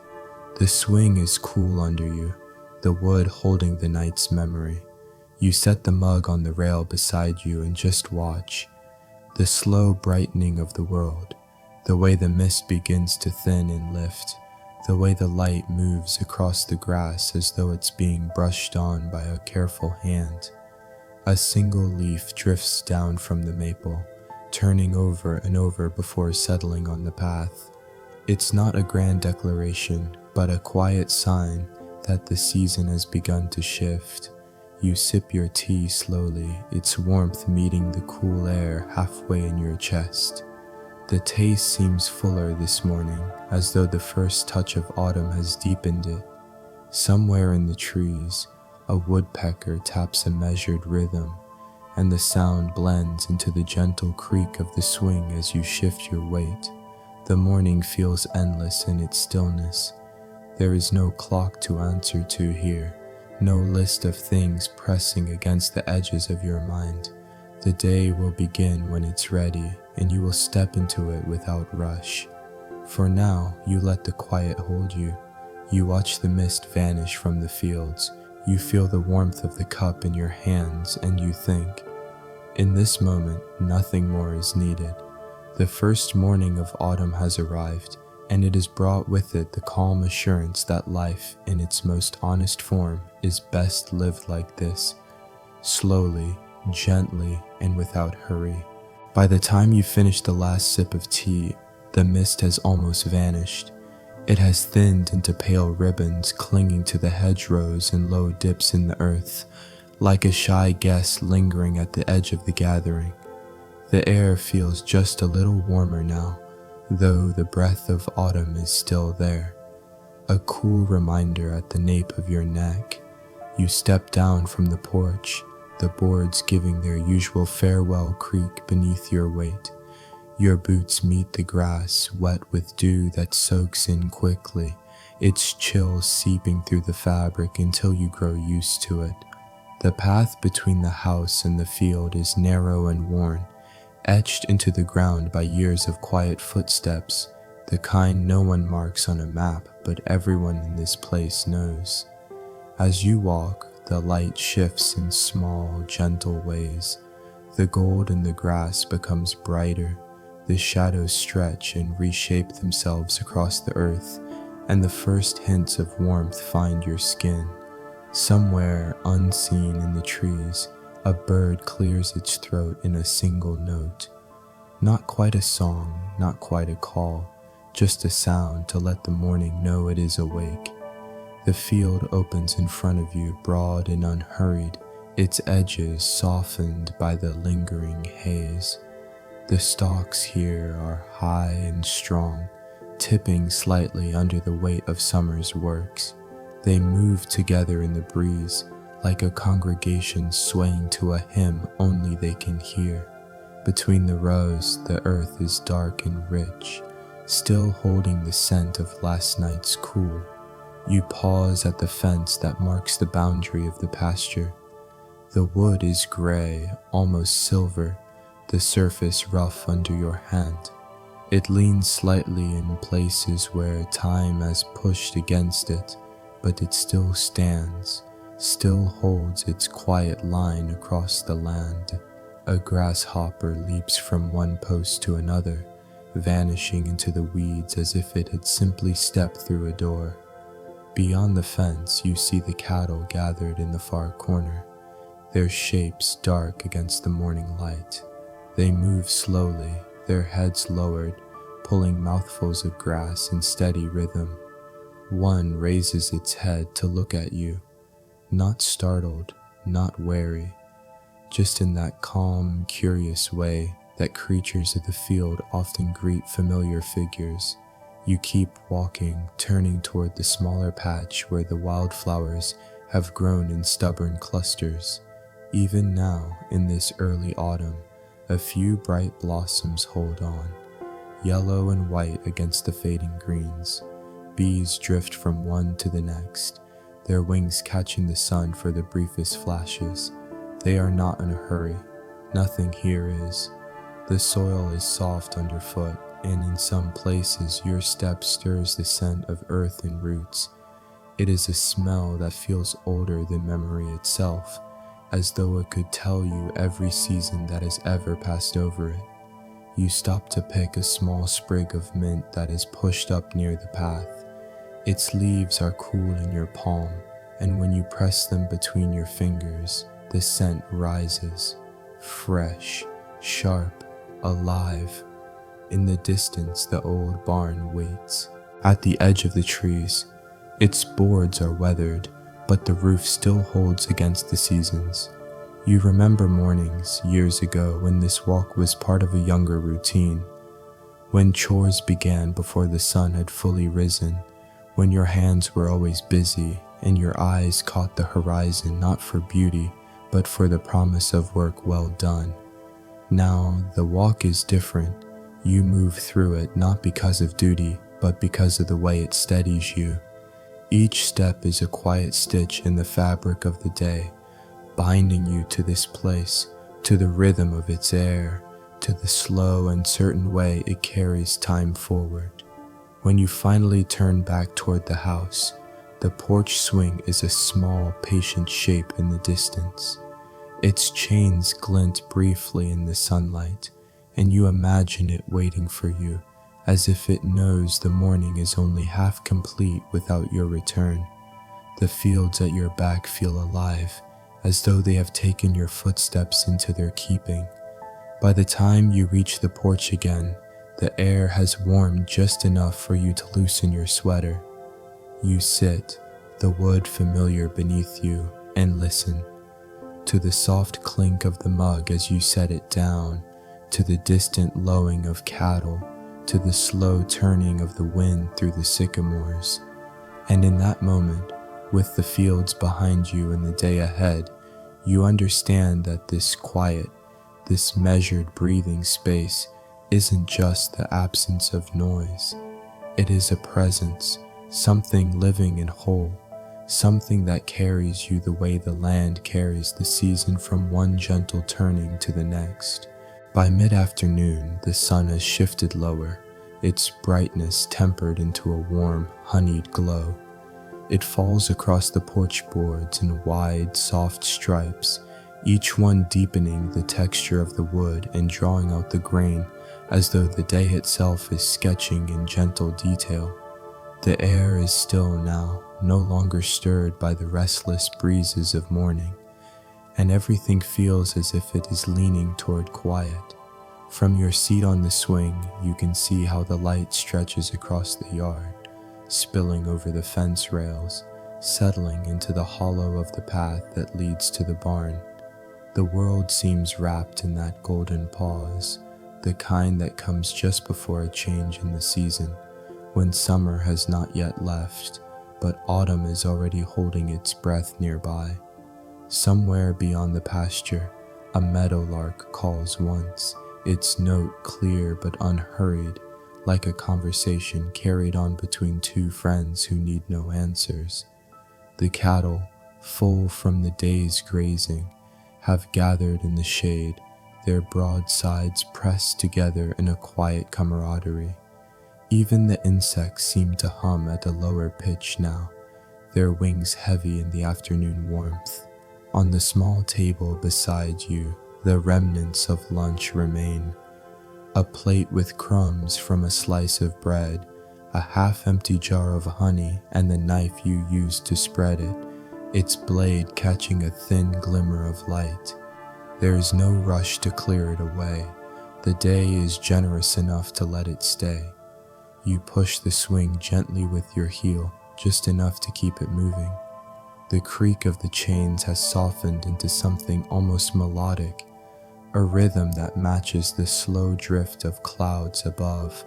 They are high and thin, pulled like loose threads across the fabric of the sky, fading at their edges into the pale blue. The scent of the fields changes subtly as the sun lowers, less of the sharp green from the morning, more of the warm, sweet dryness of hay. It mingles with the faint spice of the mint still clinging to your hands from the walk you took earlier. Every breath feels full, as though you are drinking the afternoon in and storing it somewhere deep where time moves more slowly. Down near the garden, you notice the shadows lengthening across the rows. The tomatoes are heavy on the vine, their skin stretched and gleaming, while the last of the beans hang like small pendulums in the cooling air. A single bee moves from one bloom to the next, its work unhurried, as though it knows there will be enough light to finish what must be done. You think about how many afternoons have passed like this, quiet, unremarkable to the rest of the world, but deeply felt here. In these hours there is no sharp edge, no demand to move quickly, only the slow turning of the day, like a hand turning the page of a book that has no final chapter. A slight rustle draws your attention to the hedge at the edge of the yard. A pair of rabbits emerge, their ears twitching in the stillness. They move carefully, pausing every few steps to look around, then lowering their heads to the grass. Their presence feels like a small gift, a reminder that the world carries on in its gentle ways, even when you are only watching. The swing sways a little more as you shift your weight. You rest your arm along the back, your hand brushing the worn edge of the cushion. The fabric is faded now, its colors muted by years of sun, but it holds the shape of every season you've sat here. You can feel those seasons in the weave, warm afternoons like this one, cool evenings when a blanket was needed, rainy mornings when the sound on the roof was enough to keep you still for hours. The porch boards beneath your feet are warm from the day's sun, and you let your toes rest against them, feeling the heat seep into your skin. It's a small, grounding comfort, like holding a stone warmed by the sun in your palm. The hours are stretching now, each one unfolding into the next with no hurry, as if the light itself has decided to linger a while longer. Somewhere deep in the trees, you hear the first faint stirrings of evening, a shift in the calls of the birds, a cooler thread of air moving toward you. It's not yet time for the day to end, but you can feel the beginning of its farewell, gentle and certain, woven into the way the light pools lower across the land. And so you sit, watching, listening, letting the afternoon fold itself into memory, the same way the porch swing folds each arc of movement into the next. You know the evening will come soon enough, and with it another kind of quiet, one that wraps itself around the house like a shawl. But for now, the long light of late summer holds you here, suspended between what has been and what is about to arrive. Evening drifts in so softly you almost miss the moment it arrives. One moment the porch is bathed in gold, the next the light has slipped into a muted amber, the edges of the yard beginning to blur as if the day is folding itself gently away. The swing rocks with the smallest motion, just enough for you to feel the weight of your body settle into its rhythm. The air is cooler now, not yet the chill of autumn, but the kind of cool that makes you breathe a little deeper, as if each breath is a reminder to slow down. Out beyond the pasture, a band of pink and lavender has gathered low in the sky, framing the tops of the trees like the softest brush strokes. It is the sort of sky that refuses to hurry, holding the colors just long enough for you to notice each one. The first star blinks through, small and shy, as though it knows you are watching. From the kitchen window, the faint clink of dishes carries across the quiet. It's not a sound that asks for attention, just the background hum of a house settling into evening. Somewhere in that familiar rhythm is the comfort of knowing there is a place for you here, a place that will still be here tomorrow. You reach for the mug beside you, its contents now only lukewarm, but still rich with the taste of mint and honey. The last sip is unhurried, the way goodbyes should be, with space enough to let them settle.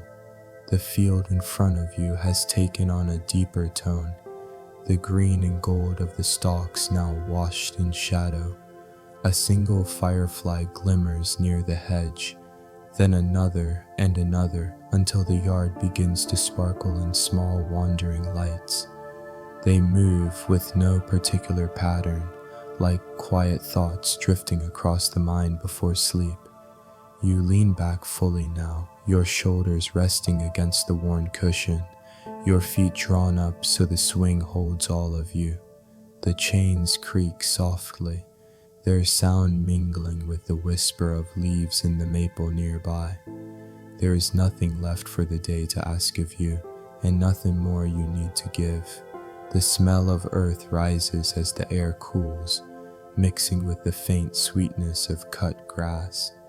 It is a scent you have known for as long as you can remember, one that carries with it evenings from years ago, faces you loved, voices that spoke low and warm, laughter that seemed to stay in the air long after it had faded. In the far corner of the yard, the old wooden gate moves slightly in the breeze, its latch knocking softly against the post. It's a sound you have heard 1,000 times, a sound that belongs to this place as much as the porch itself. The rhythm is steady like the heartbeat of the land. The horizon darkens, the sky above deepening into a shade of blue that feels almost infinite. Somewhere an owl calls, its voice low and measured, and you know that night has truly arrived, yet it does not feel like an ending, only a continuation of the quiet that has been building all day. You close your eyes for a moment, letting the swing's motion carry you. The porch holds you as if it has been waiting all along, for this stillness, for this soft meeting of day and night. The air wraps around you, cool on your skin, but gentle enough to make you linger just a little longer. When you open your eyes again, the fireflies are still moving, their small lights pulsing like the slow breath of the earth. You feel as though you could stay here forever, but the night is already weaving its own story, one meant to be heard only with closed eyes. So you rise slowly, your feet touching the warm wood of the porch one last time. You glance back at the swing, at its quiet sway, its place in the evening, and you know it will be here tomorrow, in the day after, and on evenings yet to come, ready to hold you again. As you step inside, the door closes with a soft click, and the house greets you with the scent of lamplight and bread. The world outside will keep its watch, and the porch swing will rest in the hush of the night. Inside, the air is warm, the light golden, and your heart somehow is lighter. The day has ended not with a farewell, but with an embrace. And in that embrace, you find the kind of peace that follows you into sleep. And so, the night settles fully now, wrapping everything in its soft, unbroken quiet. The porch swing rests in stillness, the fields breathe in the dark, and the sky holds its silent watch above.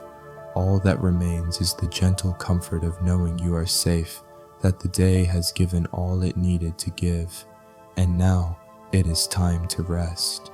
I hope the story has been a calm place for your mind to wander, a quiet porch for your thoughts to sit and breathe.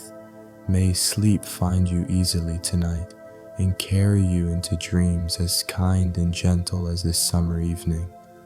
Good night and rest well. If you'd like, you can share in the comments what story you'd like me to tell next. Your thoughts might just be the beginning of another quiet night together. So, what would you like to hear next time?